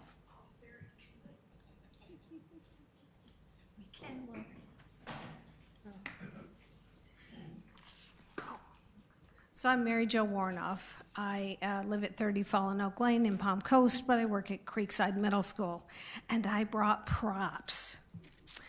I just want you to know that Monday morning, we had a teacher walk into her classroom and had this type of dirt on a table and right by the door, and a room was not even swept. And that's where they prepare food. This morning, we had a teacher that had to wipe down all of her tables, and they all are black. So who knows what they do, because they're not cleaning the floors, and they're not cleaning the tables. There's not enough help. I told the custodian in my building on Monday that, or no, I'm sorry, it was maybe it was last week, but I asked him to please concentrate on a section of the floor that was very sticky because I had been in there trying to do some book inventory. And he goes, well, that room, that's the only room that we had to totally mop. We only spot mop, we only spot sweep. I said, it's sticky. So when I came in the very next day, I went and checked that area. That area was just really nice and clean, but the rest of the floor is filthy. They're not doing a good job. They're not adequately supplied. And there's not enough people. And we're all suffering for it. You know, we're worried about this coronavirus, oh, big deal. We're worried about the filth in our schools that we have to walk through and wade through, that our children have to put papers on and write. And it's not fair. You know, I may have to wipe my own desk, but that's neither here nor there, because I would rather not let them mess with my papers. But it's not fair. We have this kind of filth after there's been an issue from you that they need to wipe surfaces. I don't know if they do doorknobs. I ain't touching them. But just so you know, it's not working yet. Oh, and on a side note, I asked for 2 computer teachers for computers for new teachers. I was told, there are 5 extra ones on your campus, but they couldn't tell me the numbers so I could go and find them. I've got 2 brand new teachers that's working on a kid's computer and a very, very old Dell. It's not fair. Thank you. Thank you.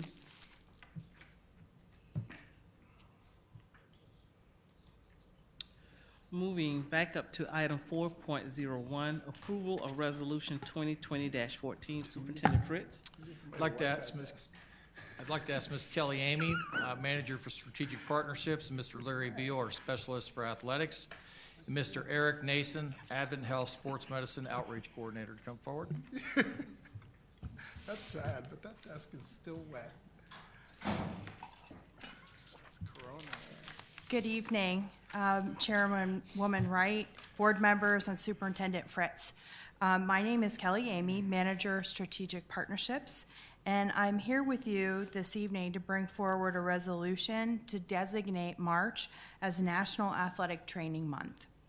Our partner at Advent Health, Eric Nason, along with district videographer Chad Goodman, have collaborated to create videos, and we have one celebrating Athletic Training Month and the critical work that our athletic trainers do in our schools, and we'd like to share that video with you now.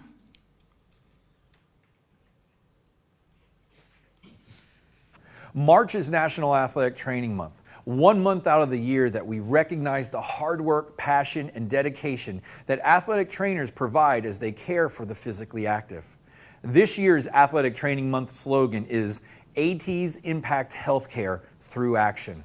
So let me ask, do you really know who an athletic trainer is?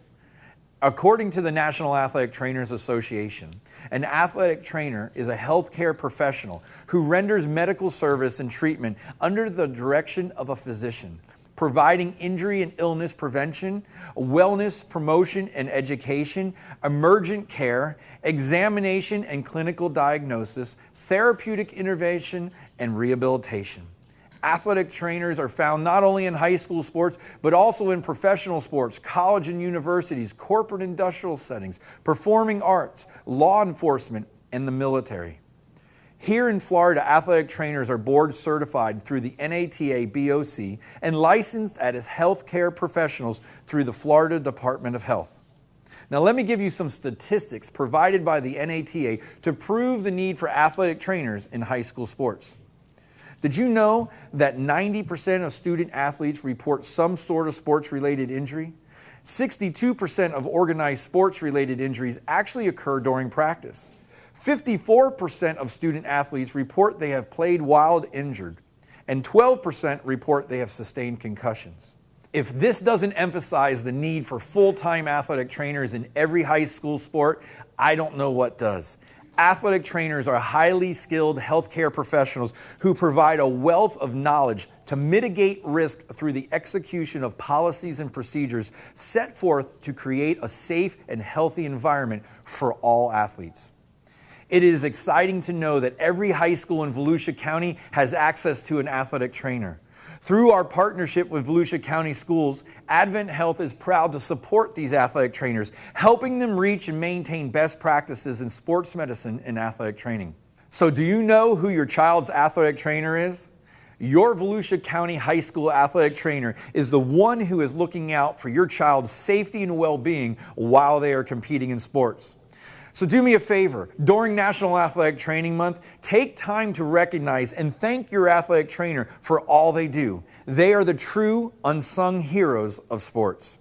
For more information on athletic trainers and the Advent Health Volusia County School Partnership, please click on the link below to be directed to the Volusia County School webpage. And with me today, the star of our video, is Mr. Eric Nason. I couldn't say better myself.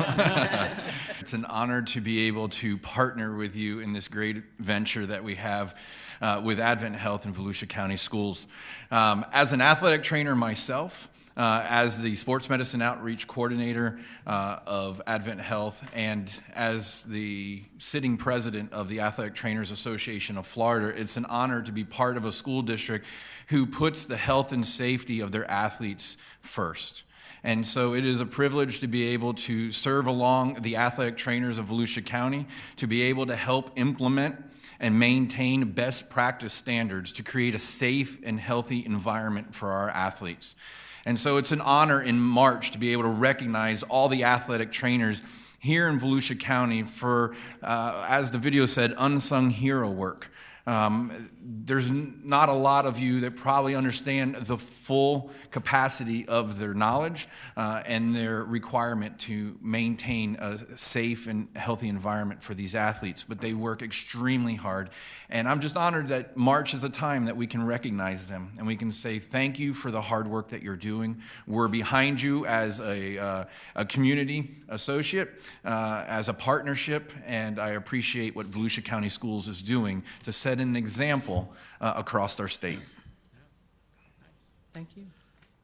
Larry Beal, Director of Athletics, Volusia County Schools. I'd just like to take 1 second before I go through our athletic trainers and just acknowledge Sarah Lee Morrissey and the work that she's done for the athletic directors at the schools and the partnerships with the municipalities and gaining access to fields, rentals, and properties around as we acknowledge her retirement. I'd also like to say thank you to the 3 area superintendents as they transition to assistant superintendents for how they help me direct and lead our principals and assistant principals and our athletic directors in our schools, because it helps a lot when they've all been involved in that. They know the language that we're talking, They know what the acronyms mean, and they support and help and give me ideas and suggestions. Now, with that being said, I'd like to go through and let you know who our athletic trainers are. A couple of them were in attendance. Unfortunately, as we ran a little longer, they had to leave because they have to go back and cover events. Atlantic High School, Regina Wright, head athletic trainer. Brian Eschen, assistant principal on campus, also a certified athletic trainer. DeLand High, Alexis LaChance, head athletic trainer. Deltona High, we do not have one currently. Brandy Meadows is acting as a first aid responder. She is a health science teacher on campus. Mainland High School, Kaylee, head athletic trainer. Ashley Simpson, assistant athletic trainer on campus. New Smyrna Beach High, Ty Watkins, head athletic trainer. Pine Ridge High School, we also are missing an athletic trainer there currently. John New is acting as a first aid responder. He's our athletic director on campus and a former Army medic. Seabreeze High, Kelly Lemon, head athletic trainer. Allison McKnight, assistant athletic trainer on campus. Spruce Creek High, Kyle Renschler, head athletic trainer. Sydney Napier, assistant athletic trainer off campus. Taylor High, Emily Merriman, head athletic trainer. Mark Labita, assistant athletic trainer and athletic director on campus. University High, Perry Revlett, head athletic trainer. Megan McKenna, assistant athletic trainer on campus. And those are our 10 schools. Oh, thank you. Superintendent Fritz. Superintendent recommends the approval of Resolution 2020-14, recognizing the month of March as National Athletic Training Month. You've heard the superintendent's recommendation. Is there a motion? So moved. Second. The motion has been properly moved and second. Any further discussion? Hearing none, all in favor signify by aye. Aye. Those that oppose, ayes have it, and the motion is carried. Thank you. Thank you very much. I appreciate your time. Thank you for your partnership. Nice to see you again. Moving down to item 6.01, Superintendent Fritz, did anyone request anything to remove from the consent agenda? No, ma'am. Colleagues, did you want anything removed from the consent agenda? So we have the field trip for New York City, which is going to be a flight. Superintendent, would you like to address that? It's It says, 8.01. I'm sorry, which one? 8.01, it's a flight to, where are they going? They are going to New York City and Washington, D.C. And actually, that timeline is for January next year, 2021. Okay. So at this point, it would still be on the books to be approved. Anything else, colleagues? Okay. 2021, wow. I didn't catch that. 2021, they're ahead. That's all right, they're ahead of the curve. Yeah, okay. I entertain a motion to approve the consent agenda, item 6.02. Move approval of the consent agenda. Second. The motion has been properly moved and second. Any other discussion? Hearing none, all in favor signify by aye. Aye. Aye. Those opposed, same sign. Ayes have it, and the motion is carried. Moving down to item 17.01, superintendent's announcements and comments. Yes, we have a few today. Friday, March 13th of 2020 will be a teacher duty day, student holiday, as we embark on our spring break. The spring 20th. There will be select 12-month employees. They'll be working 10-hour days for that time of March 16th through the 19th. We have a mandatory close day on Friday, March 20th, and district offices will also be closed during that day to the public. Classes will resume on Monday, March 23rd. Our next regular school board meeting is Tuesday, March 24th at 5:30 here in this boardroom. And at this time, I'd like to ask Mr. Greg Aiken, Chief Operating Officer, Ms. Sarah Lee Morrissey, Director for Planning and Business, I'd like to come forward with a couple brief updates for the board.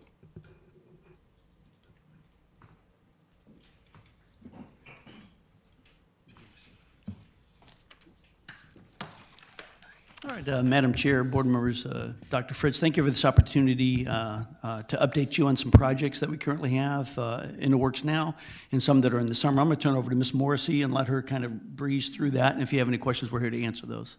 Okay. Thank you. Madam Chair, members of the board, Dr. Fritz.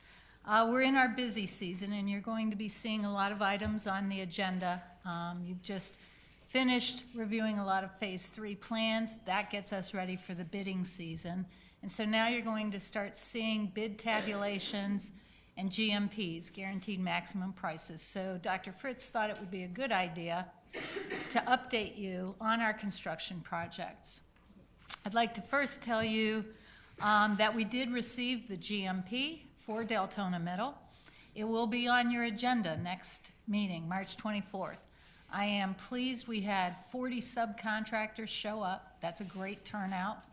The GMP is less than what was budgeted. The GMP is also less than the cost estimates we got from the construction manager during our schematic phase, as well as during the final CD phase. So back in, we get schematics, we got those in January of 2019. And in October of 2019, which is right before we start going through permitting and then getting ready for bid, the estimate in October 2019 was over 55 million. I'm very pleased we're just over 51 million on the GMP. So that'll be on your agenda on the 24th, and groundbreaking is scheduled for May 29th, last day of school, 10 a.m. Chisholm Elementary is continuing to move forward. We should see completion of all construction this summer, the second building, the parking lot, PE pavilion, and playground. Furniture for that last building scheduled to arrive July 6th. And we are reviewing some additional security improvements that the security office has asked us, Mr. Aiken, so it won't affect occupancy of the buildings. But George Marks, that's the one that has a lot going on. This is probably one of the most hectic times, and certainly for the next 30 days, kind of what I would say our make or break. We've got just about every single trade out on the site. They're working on the interiors. Drywall's going up, mechanical's there, electrical is there, windows being installed, plumbing. They're all out there. So they're trying not to stumble all over each other. But assuming everything continues as it has been, we will be good for occupancy of the new building in August. Now, we are getting ready to vacate the cafeteria. We will be serving meals when we come back from spring break in the media center. And that's so that we can demolish the old cafeteria and get ready for all the paving that needs to happen this summer. And only when we know that the new building will be occupied will we begin the removal of the portables. Once the removal of the portables happens, then we can build the PE pavilion and install the playground. That would also mean we can now go back into the media center and renovate it for music and art. So, moving forward. And Westside Elementary, going very well. New cafeteria and kitchen will be completed this summer. Already started renovations of the old administration space. And once the cafeteria is completed, they'll begin the renovations of the old cafeteria for special area spaces. That project should be entirely completed by the end of the calendar year.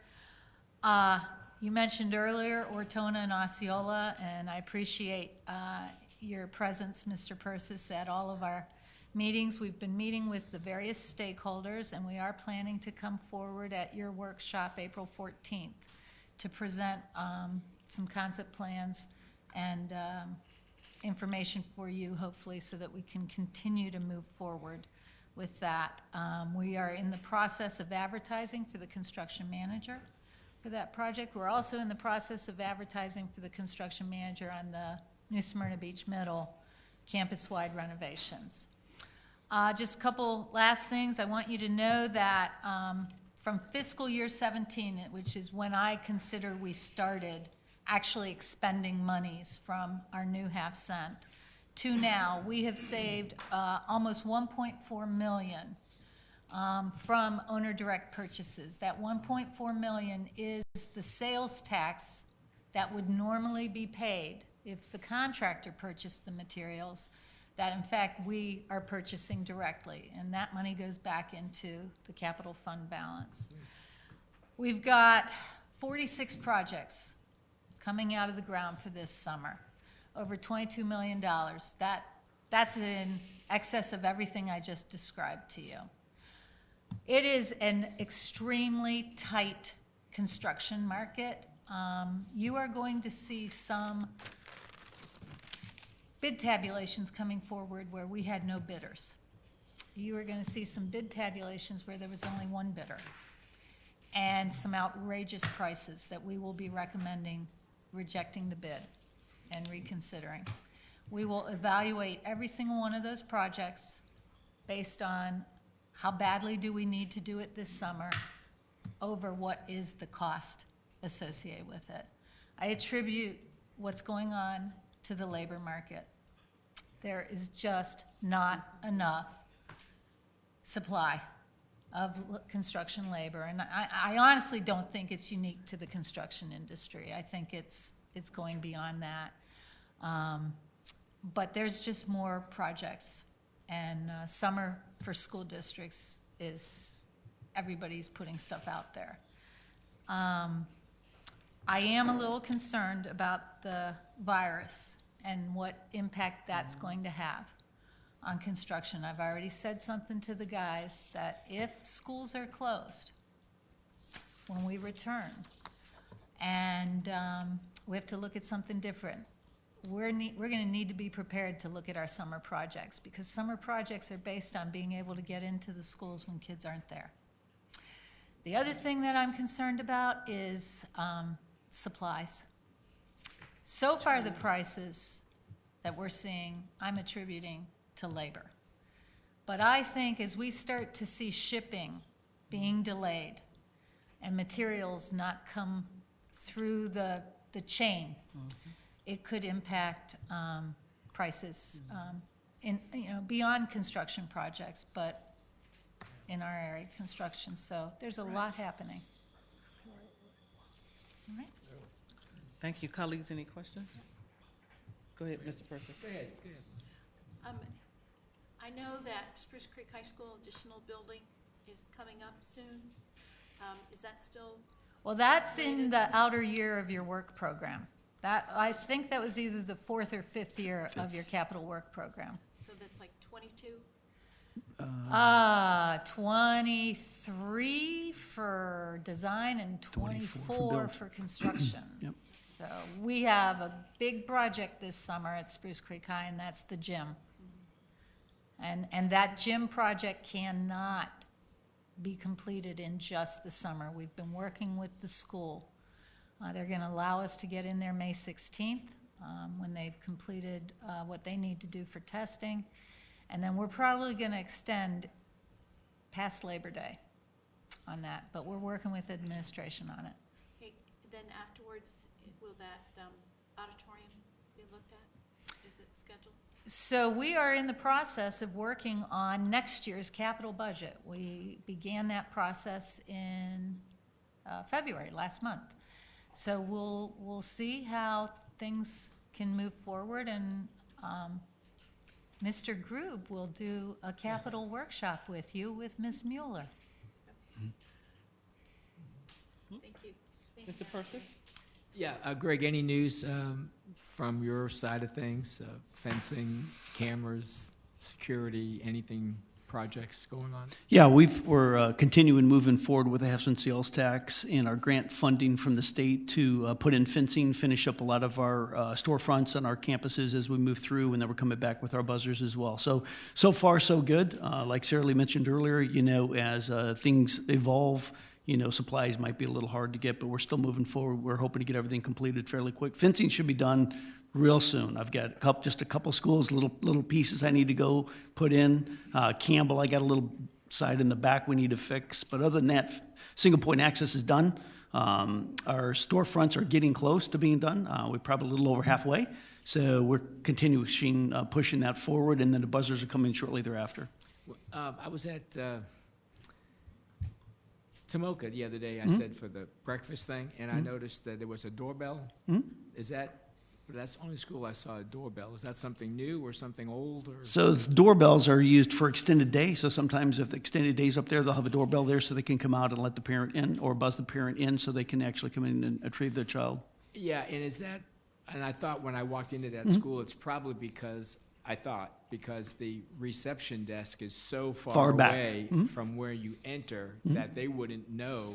They wouldn't know if someone came in. So there's a big camera. There is.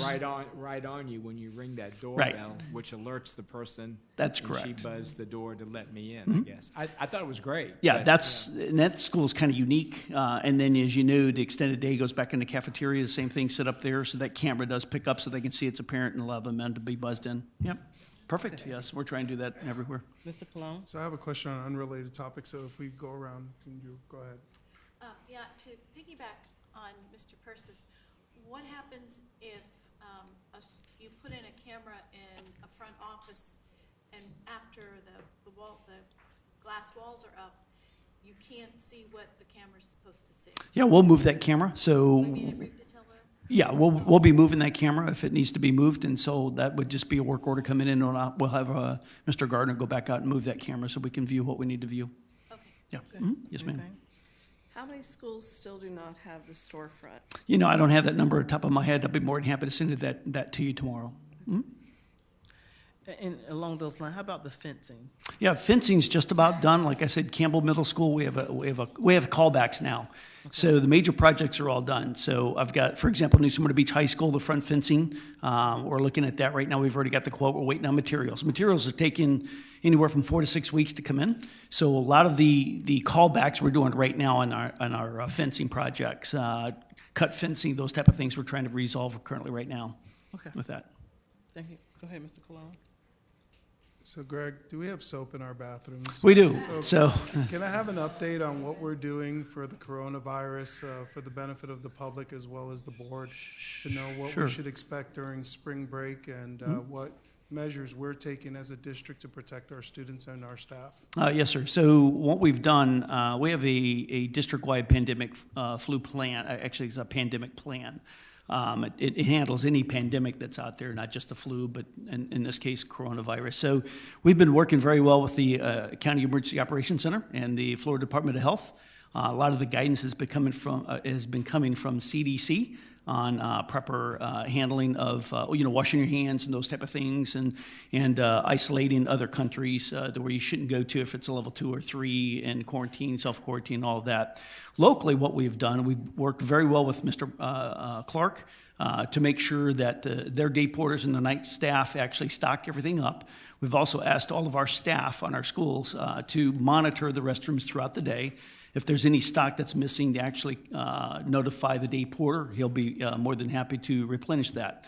I received four emails today about restrooms not being stocked. And let's give you one example. One of the middle schools, they searched all of the campuses and found one restroom that the soap dispenser wasn't filled, but it was vandalized. So we ended up fixing that and getting it done. So that's what we're currently doing right now. ABM does have foggers, so do we. We've already fogged one school last night. We're going to fog another one tonight. We've got some flu issues going on, so we're spraying those classrooms down as need be. And ABM's actually cleaning all the touch points and hard surfaces. Currently right now, we're at level 3. We have 6 levels in our plan, so we're right at the middle right now, still monitoring and working through the health department and CDC as we continue through this process. So is it fair to say that during spring break there will be quite a bit of effort to ensure that we do a deep down cleaning so that when the children return it'll be clean? Yes, sir. So I just received during the board meeting the plan from ABM for each one of the campuses. I have not had a chance to review that as of yet, but I will be sharing that with the board members and the superintendent fairly soon. And if there's anything I need to add, I will be adding that with Mr. Clark. I have a meeting with him this Thursday as well and his staff, so we'll be going over a lot of these things as well. Great, thank you. Mr. Cologne, one of the things that Greg and I have talked about is because we have to have more people on campus that can actually fill a soap dispenser. Kids do things sometimes with the soap dispensers, but what we're working about is having our campus monitors know the location of the soap so that they can walk in and actually fill those soap dispensers on a regular basis. So one of the things Greg's going to work with ABM on is to make sure that there's soap on every campus and a supply, and that as it's needed, we don't have to wait till the next day to get it, so that someone's monitoring those restrooms, and that whether it's a campus monitor or a guardian, somebody's going in and refilling those. Yeah, and ABM has actually got a month and a half worth of supply back in their warehouse as well, so there's no reason for us to not have that in any one of our campuses currently now. So we're looking at that restock as well on property, so we can do exactly what Dr. Fritz mentioned. Anybody else? Can I copy off of Mr. Cologne? I think our intentions are fabulous. ABM's intentions are fabulous. But what is actually happening? I mean, we saw the cloths Yes. today, and I still hear from a lot of my schools that it's just not being cleaned. And I think a lot of it doesn't have to do with the ability of the personnel. It has to do with the number of personnel. So, are they fully staffed? I mean, there are some people who show up and they're all alone, and they're supposed to have a partner with them at night, and that other partner's not there. So it falls all to one person, and the personnel are not given extra time or overtime. So you're telling us everybody's going to be working during spring break, cleaning our schools. Is there a plan in place to inspect Monday morning? We'll be inspecting just like we do every quarter, so our inspectors will be out there. They're 255 people, so we'll have staff working next week as well, that they will be monitoring the cleaning process of ABM. As far as fully staffed, for national standard for cleaning per custodian is 2,200 square feet. Normally what they do currently now, and that's the standard, I think, what ABM does have. They do have subs. Just like transportation last week on Friday, we had 49 bus drivers out. And so we had to double stack and everything we had to do to try to get the children home. We were pretty late in the afternoon on Friday afternoon. I'm sure they're going to have those same things with absenteeism and those type of issues they have to deal with. I can't answer for them, but that's a great question. We can ask them on Thursday and get that direct answer right from their senior staff. Be able to help you. And I can be more than happy to bring that back to the board or share it with them on Thursday after or Friday morning. So, yes, ma'am. So, it was telling tonight when the hand wipes were brought up here and we saw how dirty the tables and things are. And we're getting pictures of this every day that we forward on to you. And I'm out there walking these campuses, and I want to thank you and your team for allowing me to see how you score them when we walked Stark Elementary just recently. But I will tell you, and I kind of shared it already, what's disheartening to me is I walk on a high school campus, and it's not lunchtime yet. No lunch has been served, but there are trays of lunch food from at least the day before. I'm hoping they're not older than that, that are just thrown around. You know, they're on the staircases, and I saw one or two custodians there, and they were hanging out, talking, and all of that. But that food had been in those locations, and it's in a path where people are walking, and I don't know how anybody was on campus the day before and supposedly cleaned it, or even that morning, and, you know, there's still food on that campus. And, you know, we've got to do something differently, because I know that, you know, had your gentleman been there that morning to do an evaluation, he may not have even, you know, evaluated that staircase. May not have seen it, you're correct. Yeah, he may not have seen it. But, you know, so my question is, like at University High School, so are the custodians using the elevators and therefore never walking up and down the stairs? So therefore all the filth that's on the stairs is just being ignored? I'll ask that question. I don't know that answer, but I can tell you one thing for sure. Every complaint that I get, I do work with Mr. Clark, and he addresses it that day. So I know the Creekside one, the young lady that was up here telling you all of that, I made notes already. Dr. Fritz actually sent me an email real quick as well, and I've already relayed that to Mr. Clark, and they're going to be addressing that this evening. University High School, what we put there is, I think it was additional 40 trash cans with liners to allow those students to pick up their own trash and throw it away, and not relying on our custodian staff as being, to go around and pick up all that trash. So I think it's a behavioral change on one point, but on the same point, if somebody walks by some trash, they need to pick it up as well. That was uncalled for. I agree 100%. They should have been caught that afternoon during lunch, after lunch, to pick that up and empty that trash. But I'll ask that question if they use the elevator or not using the stairwell. But I can tell you we have custodial closets on all floors, so I don't think they would be using the elevator, but I don't know that for a fact. And my question is not only just for university, but also Any Deland school. High. Because those are the two that Sure. I'm getting the most pictures from of there being food and trash left in the stairways. Someone's taken a picture of it 4 days in a row and said, here it still is. So Right. I'm not sure how we're missing. Yeah, one of the major things that we do here that's unique for Volusia County is we have one single lunch period for all students on that campus. And our cafeterias are not designed to handle all of those students. So therefore, we're allowing students to eat everywhere on campus. And it makes it more difficult for anybody to clean up after students, that volume of students are eating on our properties. I can tell you my wife makes me eat at the table, and then I pick up my own stuff and put it away. So, some of those things we're going to have to start looking at as well to make sure we can kind of help on our end as well. But they definitely need to pick it up as well, and I think they have. Anything you send me, we'll take care of it immediately. Thank you. Okay? I'm sorry. I have one more comment, Madam Chair, if I may share. Oh, go ahead. I looked through the ABM newsletter, Mhm. and in it, Dr. Carr at DeLand High School ordered 50 trash cans that were shrink wrapped. Yes. And it's DeLand Bulldog, Keep Your Campus Clean. It was an excellent idea, and I asked her at the FFEA conference on Saturday morning where she got them. She said a former student of hers in Daytona has his own digital company. Oh, very And nice. he ordered the trash cans, and then he designed the shrink wrap and did it for her and delivered it. Outstanding. It was beautiful, wasn't it? Yes. They are. What a nice project for a class purchase. I mean, it would be a super thing for a senior class to gift the school. Every senior class gifts the high school. That would be wonderful if we could maybe have some kind of school-wide, maybe that would be the first, Dr. Barrio? Dr. Barrios. Dr. Barrio's first initiative was to get, keep your campus clean trash cans for all high Perfect. schools. Yep. What do you think? I'll get the information from Dr. Carr. How's that? And I'll share it with the other principals. It was beautiful. It was very nice. I like the design. I think Dr. Carr does an outstanding job trying to help us with not only the vandalism inside the restrooms, but also trying to keep up the trash as well. And it's a so small business owner. it is great. And a Mainland grad who owns the company. Outstanding. Thank you for your time this evening. Thank you.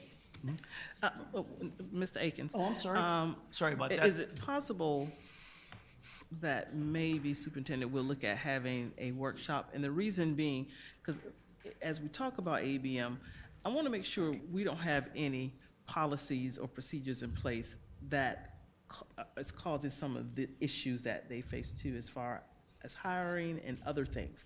So I want to make sure that we are not part of the problem as well. Yes, ma'am. So we have a workshop April 14th that we will be presenting all the ABM information, and I'll make sure I add that to my list. Okay, thank you.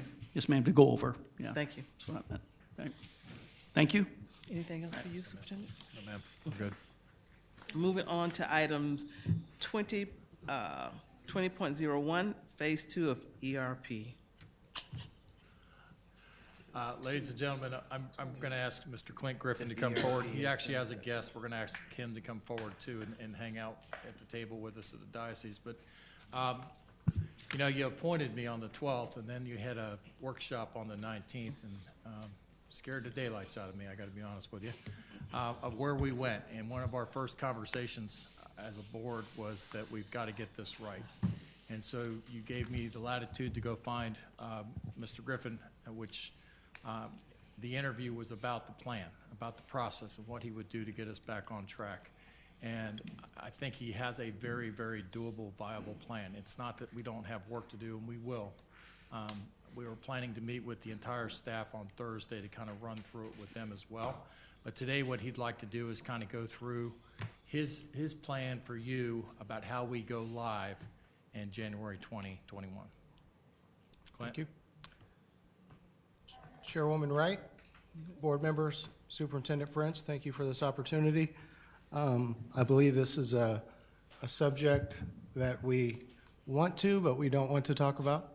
A lot of pain over the last several years, I think, and ongoing for staff, teachers, schools, administrators.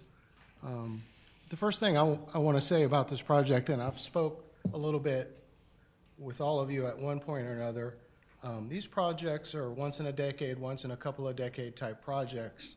So the pain, the time that it takes to do projects are several years, like we're feeling. This is pretty normal for this scope of a project. We're not an outlier. They're expensive. We're not an outlier. And I think I really want to continue saying that because every project that I've seen or been a part of in higher ed, in K-12, in banking, throughout my 20 years in technology, these are big multi-year projects. ERP systems, student systems, business systems. You probably see him nodding his head yes. These are big decisions to go through these, and then when they go through them, there's resistance on the end user side and the functional lead side because those folks have usually been there 20, 30 years on this one system. They don't want to change because for all intents and purposes it works for what we do. It's just not the cutting edge, next level way to do things. So I wanted to kind of start with that before I get started here. So I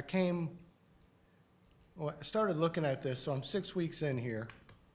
But I started looking at this probably about 4 weeks prior to that when I came before you and got approved to come aboard here.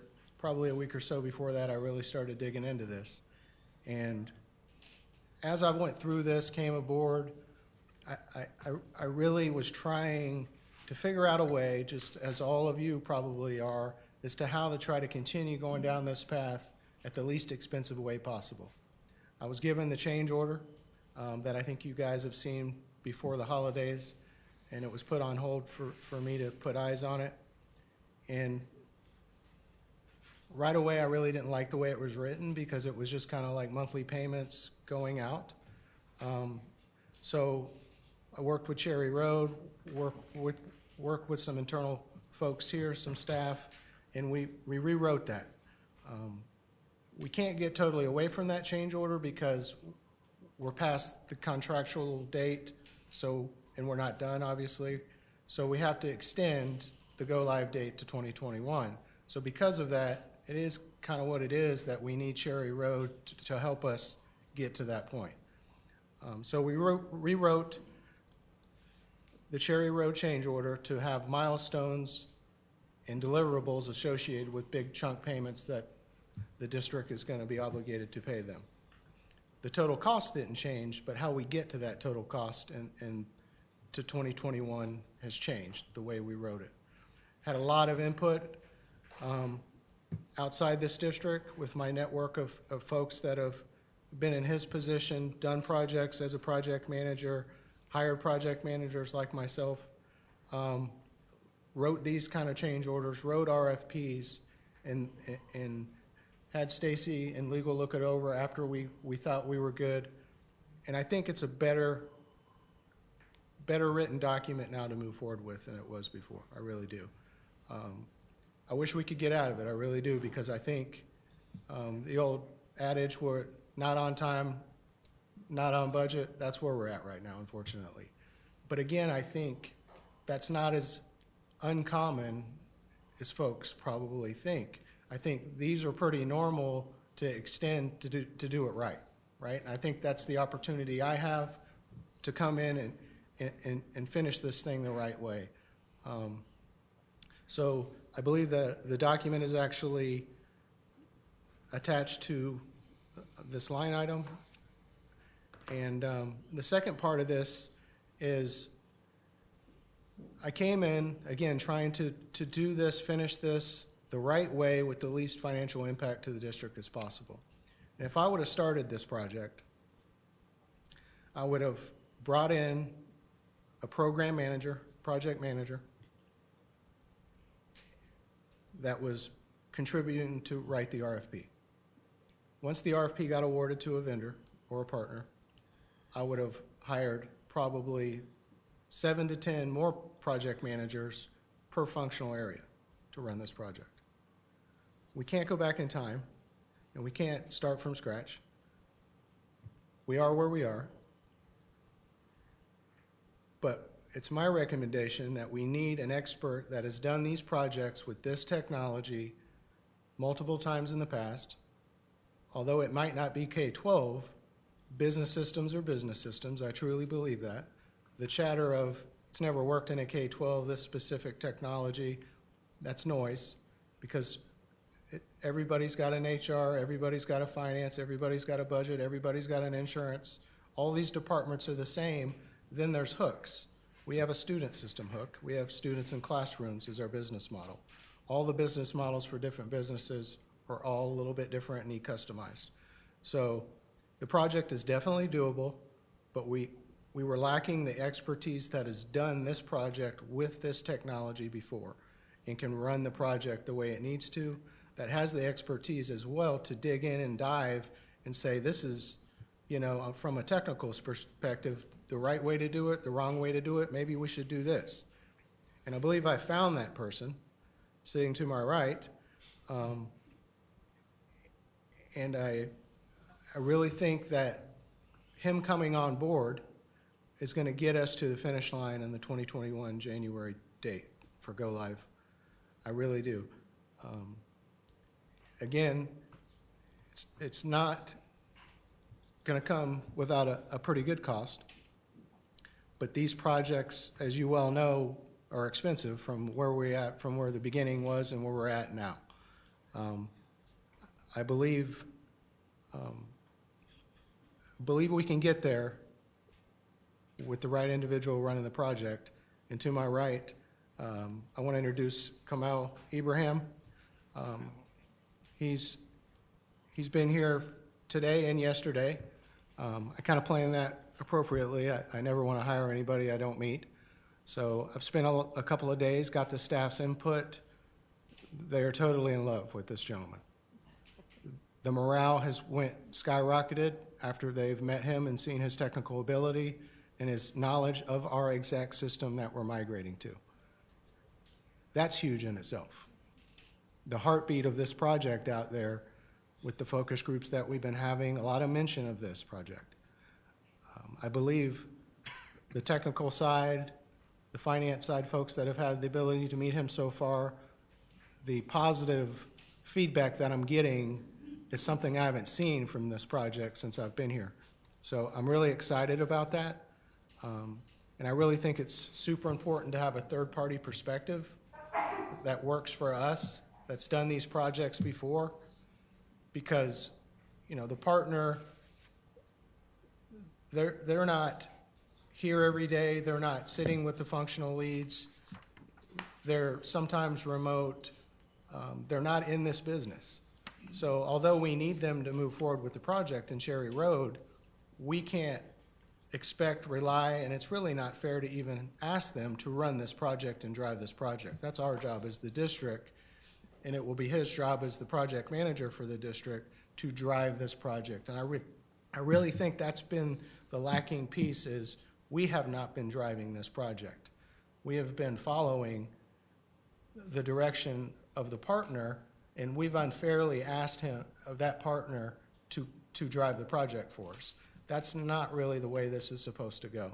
So I think, you know, nobody's fault. It's just I'm trying to come in and give my recommendation on right tracking this thing. Again, I've spent hours analyzing this thing. We aren't in as bad a shape as we think we are from the surface, but we do need a plan, timeline, schedule, and goals, milestones to get to that finish line. And again, it does not come at a cheap cost point. So the first 3 blocks that you see are the change order, which should be the exact same amount as what you were presented with before the holidays. They're broken up into three specifics there. And then the last one is the project management consulting piece. And I think he sees that number and he's wishing he made that number. But the way it works is he works for a company that we pay, and then he works for that company.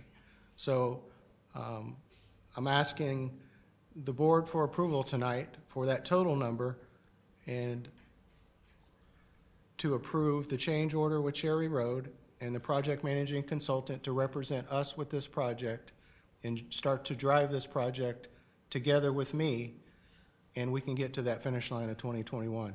He's looked at this project over the last 2 or 3 days. I asked him, looked him in the eye today. I said, can we do 2021?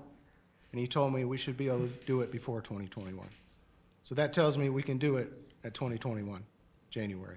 So I asked for the board's permission tonight to approve. Clint, could you mention the expenditure if we do not go with a project manager, the one-offs where we would be? Yes, so up until this point, we've supplemented help with some temporary employees through phase one. And I believe the cost point is somewhere between $350,000 and $450,000. I think we've paid, if you totaled all of those salaries together. And if we don't have a project manager with his technical expertise, that's kind of like a 2 position in 1 type of situation, I would really have to come back to the board and recommend some supplemental architect and engineering support to help us with this project.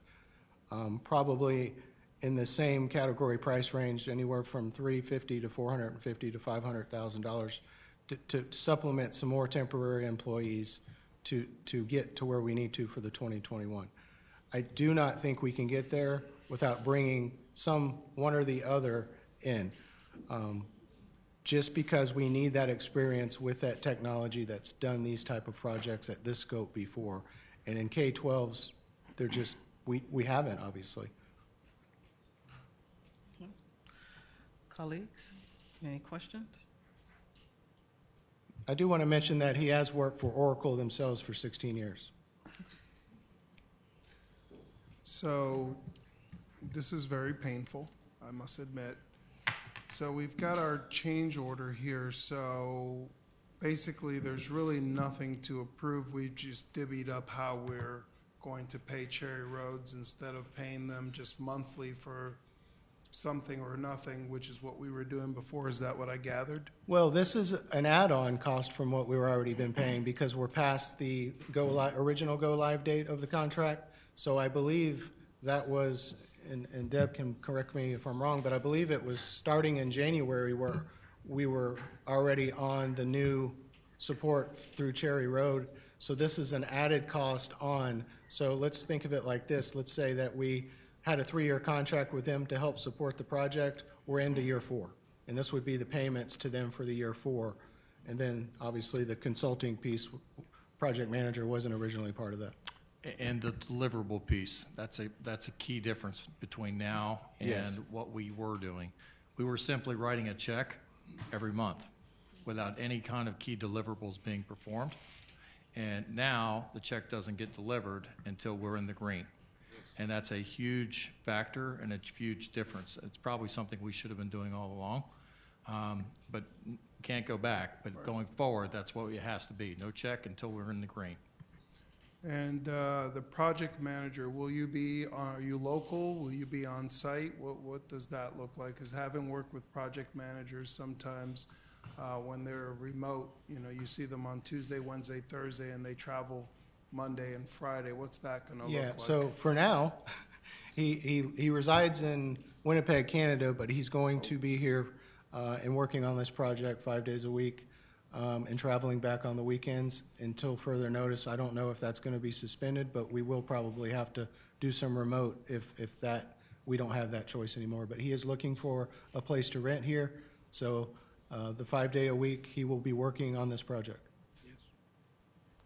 That was actually a deal breaker for us. We wanted to be able to have contact. I think that was one of the challenges as we were working with Cherry Road. They would come intermittently every couple weeks, and they weren't the same people. And so that was the struggle that we were dealing with. So as we went forward, that's something Clinton and I talked about early on, and it was his recommendation that we have the same person that was here 5 days a week with us. And I take it you have the ability to push on Cherry Road and make them do what, you haven't said a word yet, so I'm waiting to see the 1-2 punch here, because there's a lot of work to be done. First of all, thank you, Mr. Chairman, thank you, Mr. Dr. Fred, and thank you, board members. My objective here is to make a successful project like the ones that I did before, not only to push one side and to do the right thing, to do the right thing to the community, to do the right thing for the district. Because I did this several times before, especially that kind of what we call in our business the rescue project, that I didn't start this from the beginning, but I'm here to ship it to the safe harbor. So I guarantee to you that I know what's need to be done, and I will push everyone, not only one party, to do the right thing, everyone in the project team and the organization as well, in order to make it successfully. And as I promised the CIO that yes, it can be done during the time frame that's been allotted to this project with the same budget. Great, thank you. Thank you. Mrs. Albert came before us last board meeting and made a comment about teachers having to put in mileage and the rates, and board members have to do the same thing. It's been very difficult for all of our employees, from very top, very bottom, to use this program. Personally, I think we owe it to our employees to correct this frustration, because I do know that frustration has been going on for several years. We didn't have, I think maybe we did not have the right people in place the time before. We were sure that everyone was okay. We appreciate you looking over this contract, making the corrections, saving us money. But we also, you're right, we have to look forward, we have to correct what's already there. We owe it to our employees to make their lives easier, to raise the morale. As much as the use of a copier is important in a classroom, or in a pod, or an area, we have to make sure our computer systems are 21st century, and that they're workable, and people just don't go all the time. So we appreciate your expertise, and I, for one, am very appreciative and sorry you've waited for 2.5 hours to sit in another chair, but we appreciate you coming here as well, and I hope you're enjoying our weather. Thank you. Thank you. It was snowing when I was traveling, so. Well, thank you, and thank you, Mr. Griffin. We already met and talked about this, and you know that I'm on board because there's been too much funding already put into this project at this point to step away from it. We've got to finish it and make it work for everyone that's using it. So I thank you, sir, for wanting to even step into the middle of a mess. And we're going to champion you, and we're going to believe that we can get this finished. And, you know, Clint, I thank you for putting the deliverable piece in there. There should have never been a contract to start off with that didn't have deliverables. And you are right. You're going to have to push both sides to get them to work together to get this finished. And if you need any support from us, we are here to support you, because if this doesn't work, we're going to all suffer. So thank you. Thank you. And thank you for giving me this opportunity as well to be here to help you ship it to the safe harbor. Thank you. Mr. Persis, anything? I don't envy you, so, but I'm grateful that that we found you, and I trust Clint, and I think if he says you're the man, then we're going to have to put our faith and trust in you. All I ask is that I don't know, Dr. Fritz, if we could have a maybe every other month update or something along that line. We don't need it every board meeting because things. No, I agree. Just something to, so that you can tell us things are going about the way you thought they were. Can I ask for some guidance? I like the way Mr. West is starting to do the HR updates, and we get that little sheet on our desk. Yeah, yeah. Could we follow that same format? And then if you have questions about it, and if you want a presentation, we can do that too, but at least it'll give you, let's go with the green, yellow, red kind of approach. Yeah. For the deliverables and where we're at. That's fine. It's good for me. I don't know the rest of the board. I like the scorecard approach, because it lets us know where our barriers are, Yep. and, kind of what we can do to support you. And sometimes, you may be frustrated because there isn't enough money, but the good news is Ms. Muller has a big pot of gold under her desk, and if we need to, we just got to make this work. Yeah. Because it's gone way too long, and I think our staff deserves it and our students deserve it, so. The comments that the team is going to hear from me on Thursday, and I want to make this public because I think it's important. We're going to use terminologies with the strategic plan like BPO, business process owner. When you're a business process owner, you own the process. It's not about your title. And so, that's my prerogative to name those folks. Clint is our BPO for the ERP. And what that means is any house that he needs assistance from to get this for, they are absolutely to give it to him at any time. And so that's how the BPO process works. That's how projects get done. And that's how project management happens. And so he's got my full faith that we're going to be able to do this. I think we will certainly not pay a dime out until we're in the green. We'll hold that. I think that should be our standard for the way we do business. And I told Clint the pressure's on because the first paycheck he's going to run is going to be mine. Yeah. And so it's going to be right before we put it out to our employees. And so will you be working with Cherry Road as well, or is Yes, that what's I'm going to be countering them, happening? yes. So when that individual from Cherry Road comes here, then you'll be there, but you'll still be the supervisor? Is that how it's going to work, Yeah, Clint? so as Dr. Fritz mentioned, the way I see this project from his directive is that this is my project. It's obviously the school board and the school district's project, but I'm owning this project to get it done. And that's a big reason why I'm recommending him, is because I have to do this the way I think is the way to do this. And we need that experience to have done something like this before. And I've got a feeling, by looking at his resume, that this is a smaller environment that he's used to doing before, actually.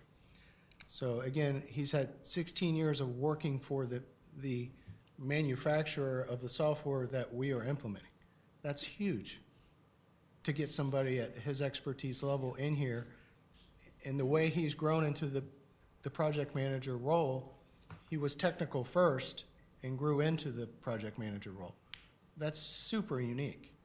Typical project managers that are even in his field come from the business world and just maneuvered into being a project manager, from like the business side.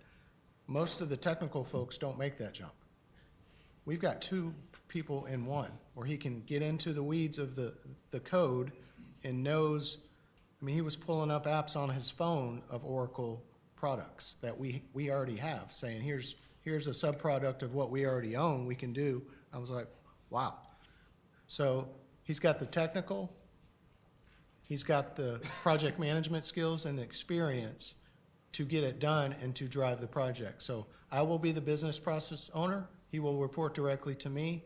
He will drive all the players that need to get this done, whether it's functional leads in other departments, whether it's Cherry Road, whether it's our own technical staff. He is going to be the intermediate liaison, pushing and driving, making a schedule, creating timelines, making sure we're meeting those deadlines, and then all of a sudden it just starts to flow. It gets easy. In about 30 days, it will be easy because we'll have it laid out. Yeah, right. Yeah. Any more comments? So Mr. Griffin, so that we're all on the same page. Yes, ma'am. We don't want to hear no excuses come January 2021. None. That has been the problem. And we continue to, $1 million, I don't care how my colleagues, that's a lot of money. Absolutely. And so I know we've already went into contract for the $702,000. I think we're only looking at adding the $300,000 because the other is already in place. Am I correct? I don't think the other one is in place. I think that is up for approval tonight. Okay. And that's the one we put the benchmarks Yeah, in. It- Okay. it came before the board, but it wasn't approved. It Okay. was told to be on hold. And so we made the deliverables, okay, so. Correct. All right. Superintendent, your recommendation?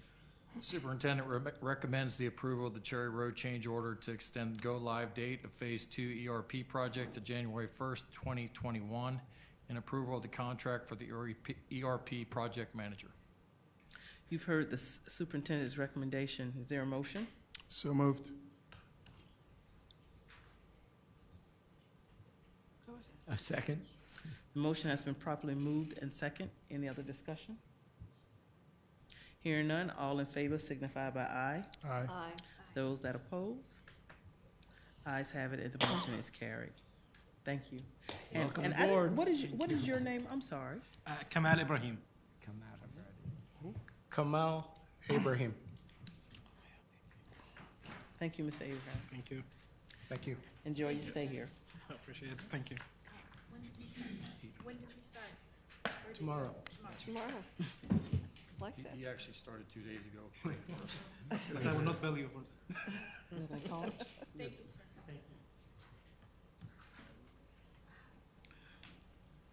Moving to public participation, item 21.01. CJ Allen.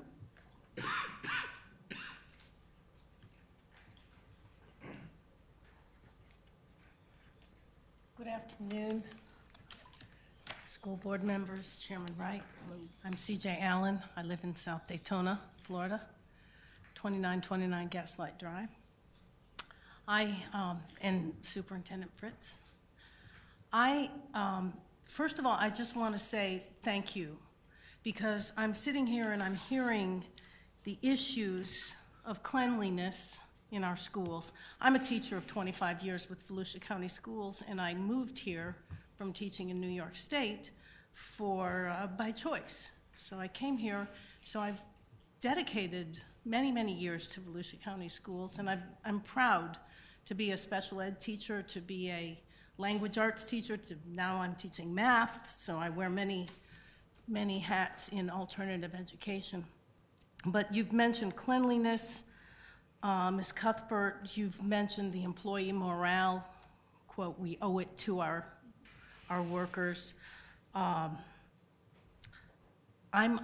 really, really hopeful, even though I'm I'm exactly 15 months from retirement, not that I'm counting, but I'm still in it. And when I retire, I will still be in it, so you'll still see my face here. But I am very, very hopeful, having our new superintendent, that we can build a bridge between our workers and you all, our administration, and to work in unity. And that's what I put on my card, about the unity of Volusia County Schools is very, very important to me, because we can't do it alone. I hear from my colleagues that they need support, that they have too many meetings. We do, we have a lot of meetings. I've been teaching, 37 years now, and the last 10 years I've been fortunate to have been granted excellent observations and ratings and everything. So my question, and my colleagues sometime, is the issue of why would I have to go to all this extra training when I think I understand what goes into an IEP, and I know it's evolving, but I understand the classroom management. Come visit my classroom. I rule with an iron fist, but I also have a mood meter. As you enter, you need to move where your mood is, and that includes my mood. So I'm just calling for listening, communication from all of us, and I'm hopeful that we can have a new day and have leadership from our administration that is true leadership, that it's not somebody coming and checking up on me whether I'm doing the CHAMPS training or whether I'm doing the right lesson at the right time, and that we can all work together. So That's my message, and I thank you all because I know you work hard and long hours. I also like having the school board meeting a little earlier too, because I do go to bed about 8:30. Thank you. Thank you. Board items. Start with you, Ms. Haynes. Any items for the hour? I want to wish everyone a wonderful spring break. And I hope that everyone stays healthy and enjoys their time off and gets plenty of rest and fun with family. Thank you. Mr. Persis? I do not.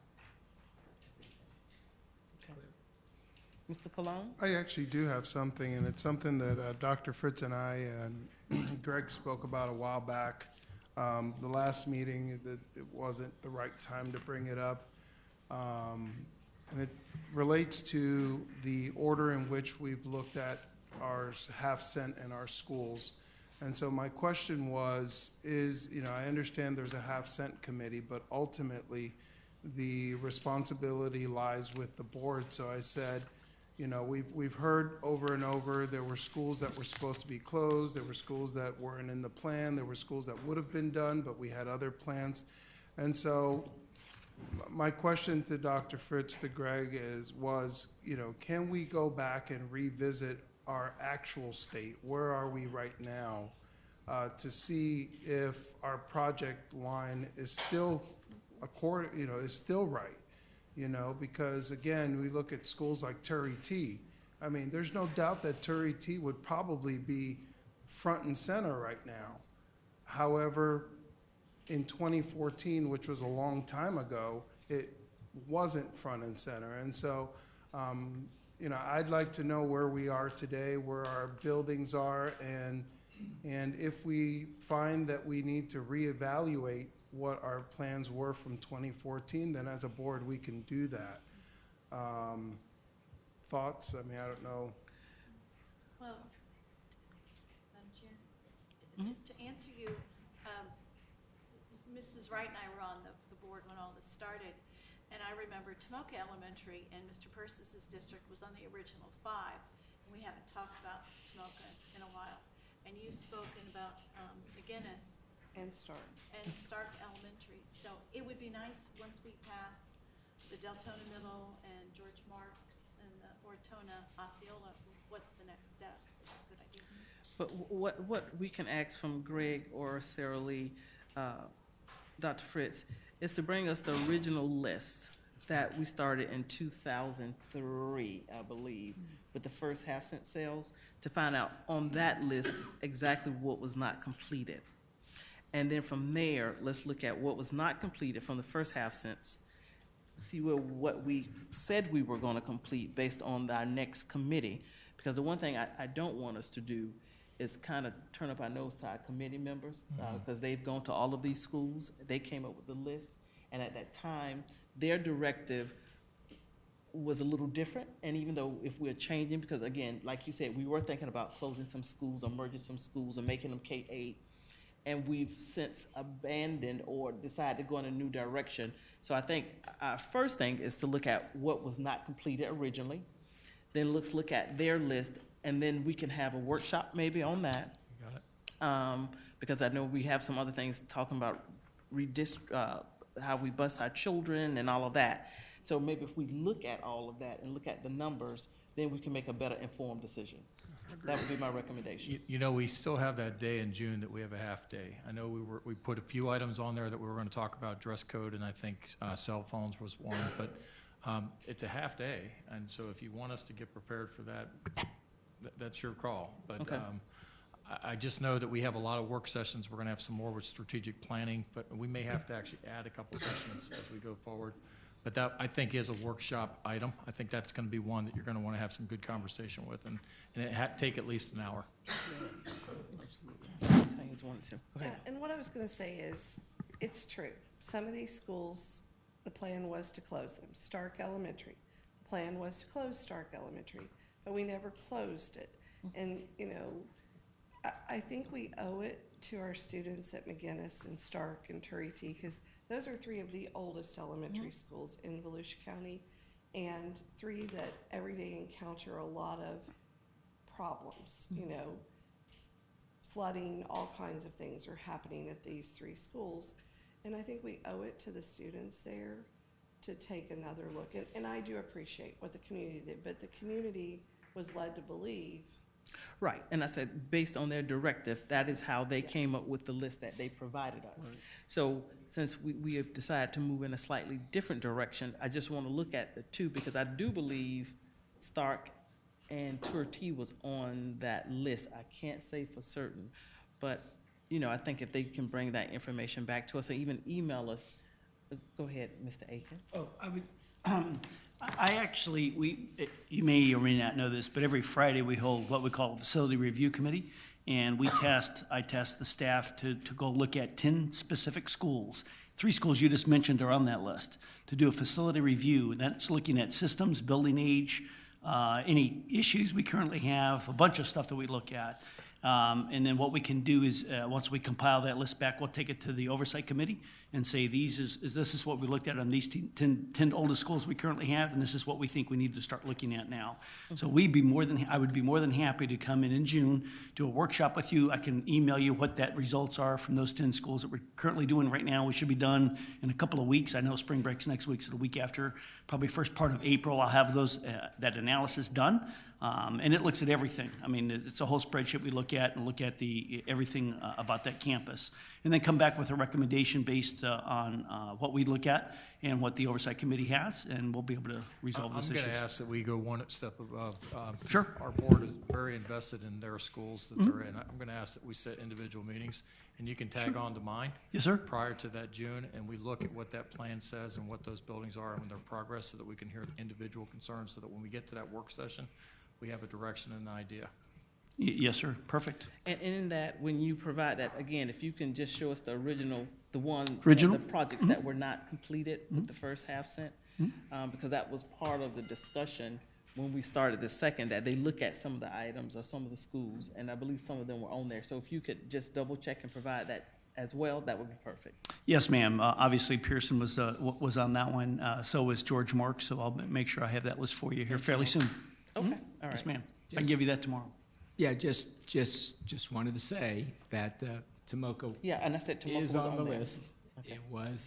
It's the only school that hasn't been built of the list that for this 16 sales tax. Of all the new schools are Deltona Middle's planned, George Marks is planned, Pearson is finished, Chisholm, Tomoka is right there with that group of 5.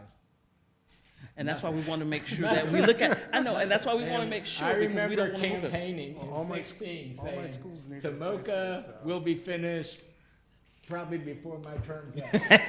Well, guess what? My term's up and we haven't even thrown a shovel at it. So I'm all good with reevaluating everything, and if we have more funds coming in, which we do actually than what we thought, which gives us an opportunity. We did a $100 million bond, which is providing, funds. So it's not like we don't have the money, but we also need to have the direction from the board, and then have the expertise with project managers to really be able to get this work done. Yes, sir. Go ahead, got it. Hold on. So, Trying to get away, sorry. can you send us the list of 10? And my question about the list of 10 that you're currently evaluating, are they the oldest? Because the ones we're talking about are a lot older than Tomoka even, and I know Tomoka's on the list because we were going to close these others, but they're older than Tomoka, because I think because Mr. Clone's going to tell you all his schools are old, which is not true. Enterprise was built in what, 1800? Yeah. Okay, he has one old school, but he has everything else that's been built in the last 3 years. But are the 10 you're currently looking at the oldest? Because I don't want to leave one of these old schools out again because somebody has some other plan that they haven't shared with us yet. you know, there's a plan to close it, and we don't know that there's a plan to close it or whatever. So are they the oldest? Yeah, we're looking at all of the schools. Reed Battelle is one of those, the other schools that you mentioned earlier. So we're looked at all of those, the whole list. So we picked the top 10 first based on current issues that we know are there at those campuses. Excuse me. And then we have another list after that as well. So we plan on doing that. We do a fish review every year anyway. So we're looking at the issues on all of these campuses. I'll send that to you as well. I just don't have the results yet. So I can send you the 10 schools that we're looking at, those that were on the list prior to the renewal, and the ones, the projects that we failed to complete on the last Hassan sales tax. Say that quick. So I can do that for you. Okay. Thank you. Okay? Thank you. And then afterwards, we'll follow your plan. Okay, thank you. Anything else? I'm going to wait. Spring break? I'd like to ask the superintendent when the reorganization begins. When does, For operations or for teaching and learning? well, Teaching and like learning, Mrs. Core is, or Ms. Core is Oh, you now mean when the start middle dates school. are? Yeah, when does that start date? Their start dates will be March 23rd. Right when they come back from spring break, they will start over in their assignments and we'll start transitioning that work. Because there's a lot of planning that has to happen, and when you take teaching and learning and put administration together in one house, the summer planning, the summer PD, the unit plan analysis, we heard today from our workshop with the changing of the standards, reviewing that entire process, that really has to start in the spring. We've already reached out to high-impact teachers and have them coming forward to help us do that, but we can't wait till summer for that. That has to start immediately. With Dr. Barrios, you know, one of our big issues has been access for our students to accelerated opportunities. He has to go through and he has to review the master schedules with our data APs and our principals to make sure that we're maximizing opportunities for our young people. And so there will be a review of all 10 master schedules, not only as we're going forward, but in the middle of the summer when we get there. So it's a little more teeth than what we've been practicing, but they have to start immediately. Okay, will there'll be an announcement to schools and the Yes. public? Yes, in fact, I text Mark and Carmen and told them that we would put together a communication tomorrow so the principals understand a new reporting structure. And is there anything you can say at this time publicly about the school district's plan with the coronavirus? Sure. How our schools are? But wait a minute, before you go forward, can we just say that for last? Certainly. Okay. Anything else any of you wanted to say? Okay, and one of the things, because I do have a packet for you all, because yesterday Dr. Fritz and I were in 2 meetings, started at 9:30 about the coronavirus, and so I'll make sure all of you receive a copy of this packet. One was from the emergency management group. Dr. Fritz, Mr. Akins, and I attended that. And then we had one for the round table for elected officials. And again, that was one of the hot topics dealing with the coronavirus. But I am going to give all of this packet to Ms. Liebran and have her just scan it so that you all can have some of this information. And if you want to see the other things that was discussed in our meeting, please feel free. I know Carl did an excellent interview yesterday while you and Jamie were at the Central Florida Coalition about this.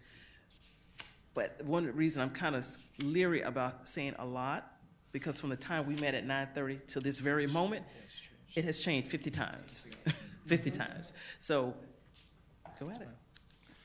Well, I'm going to preface it as of now at 6:40, where we're at.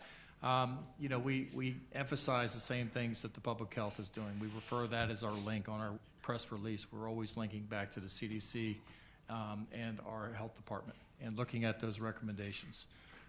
Kelly's actually hooking up a video, as silly as it seems, we have to teach our children how to wash their hands properly.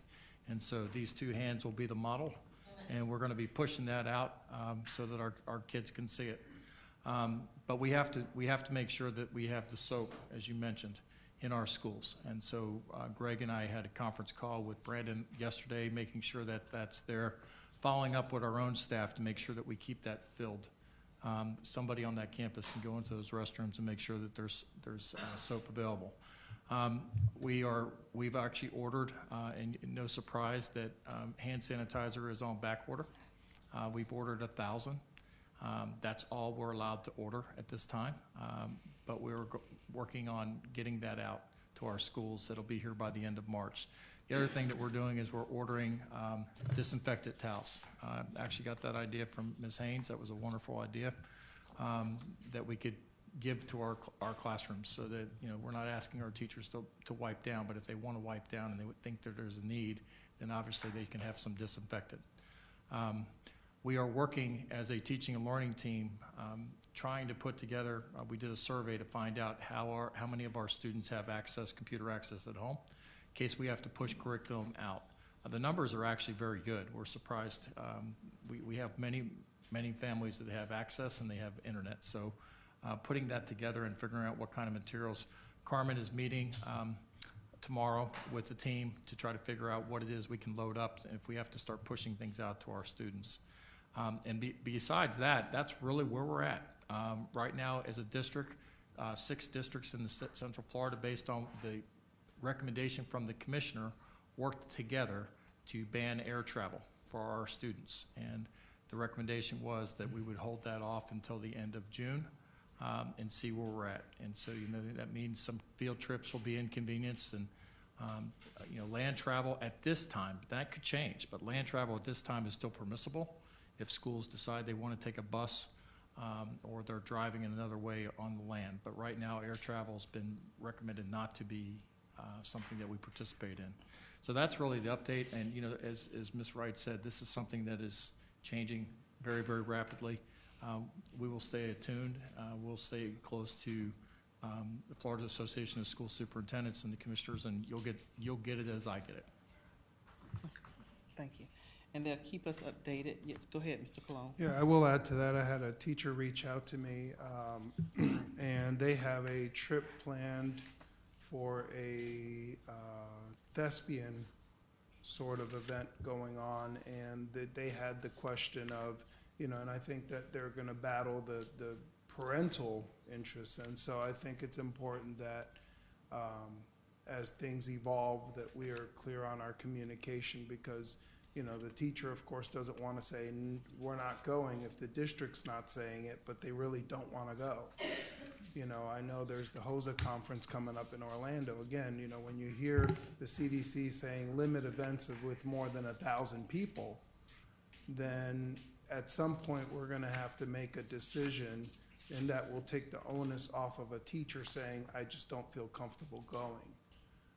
So that's number one. Number two, I had a mad grandma reach out to me already because the school was going to Washington, and now they're hearing that the vendor is not going to refund the money as well. So I don't know how we can work, you know, in trying to help these situations again, you know, if at all possible, to try to mitigate, you know, the losses at this point, given what's out of our control. So just something to add. Okay. And in addition to that, as it relates to field trips, because I've looked at a couple emails and we've all been included on there. I guess we probably will have to talk about a Disney World or Epcot, or we have a field trip going to the zoo, and now with the coronavirus being started from the animals, the parents are concerned. So I do believe in the next probably 12 hours, we're going to have to make some type of decision. And you know, we'll make the decision not in isolation. Right now, the superintendents are talking, and we're trying to be united because we're all in Central Florida, and if it impacts one of us, it's going to impact all of us. And so I will update the board as decisions are made. You know, we've always been error on the side of caution, realizing that people have already got plans. But if it looks like the recommendation coming forward is that we eliminate those type of field trips or all field trips, which is a distinct possibility that we just do that. And I'll certainly keep the board abreast of such decisions. Okay. And the last thing, we had our guest speak about faith. So I did meet with Faith, and Dr. Marino's presentation was probably right on, and I would like for him to maybe meet with Faith based on some of the information that they shared and that all of us are aware of when it comes to suspension and those numbers of minority children, both black and brown, and how they have been suspended at much higher rates. Our numbers did go down for this year, but not significantly, but we did see a decrease. But I will share this with you too. I know they have invited all of you to meet, so if you have not had a chance, but Dr. Fritz, I know that your schedule is tight, but if Dr. Barino could meet with Faith and just look at some of this data, it would be greatly appreciated. And that's all I have. Any other concerns, comments? Okay. I'd like to thank Mr. Manning for his service. He's been with us just a short time, but he's certainly going to be missed, and he's moving on to the county. Mr. Manning, thank you very much, sir.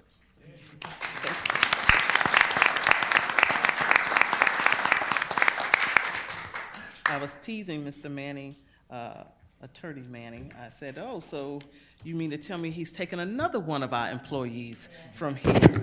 But when we see him, we'll just have to give him a hard time. But thank you, Mr. Manning, and we wish you well. This meeting is adjourned.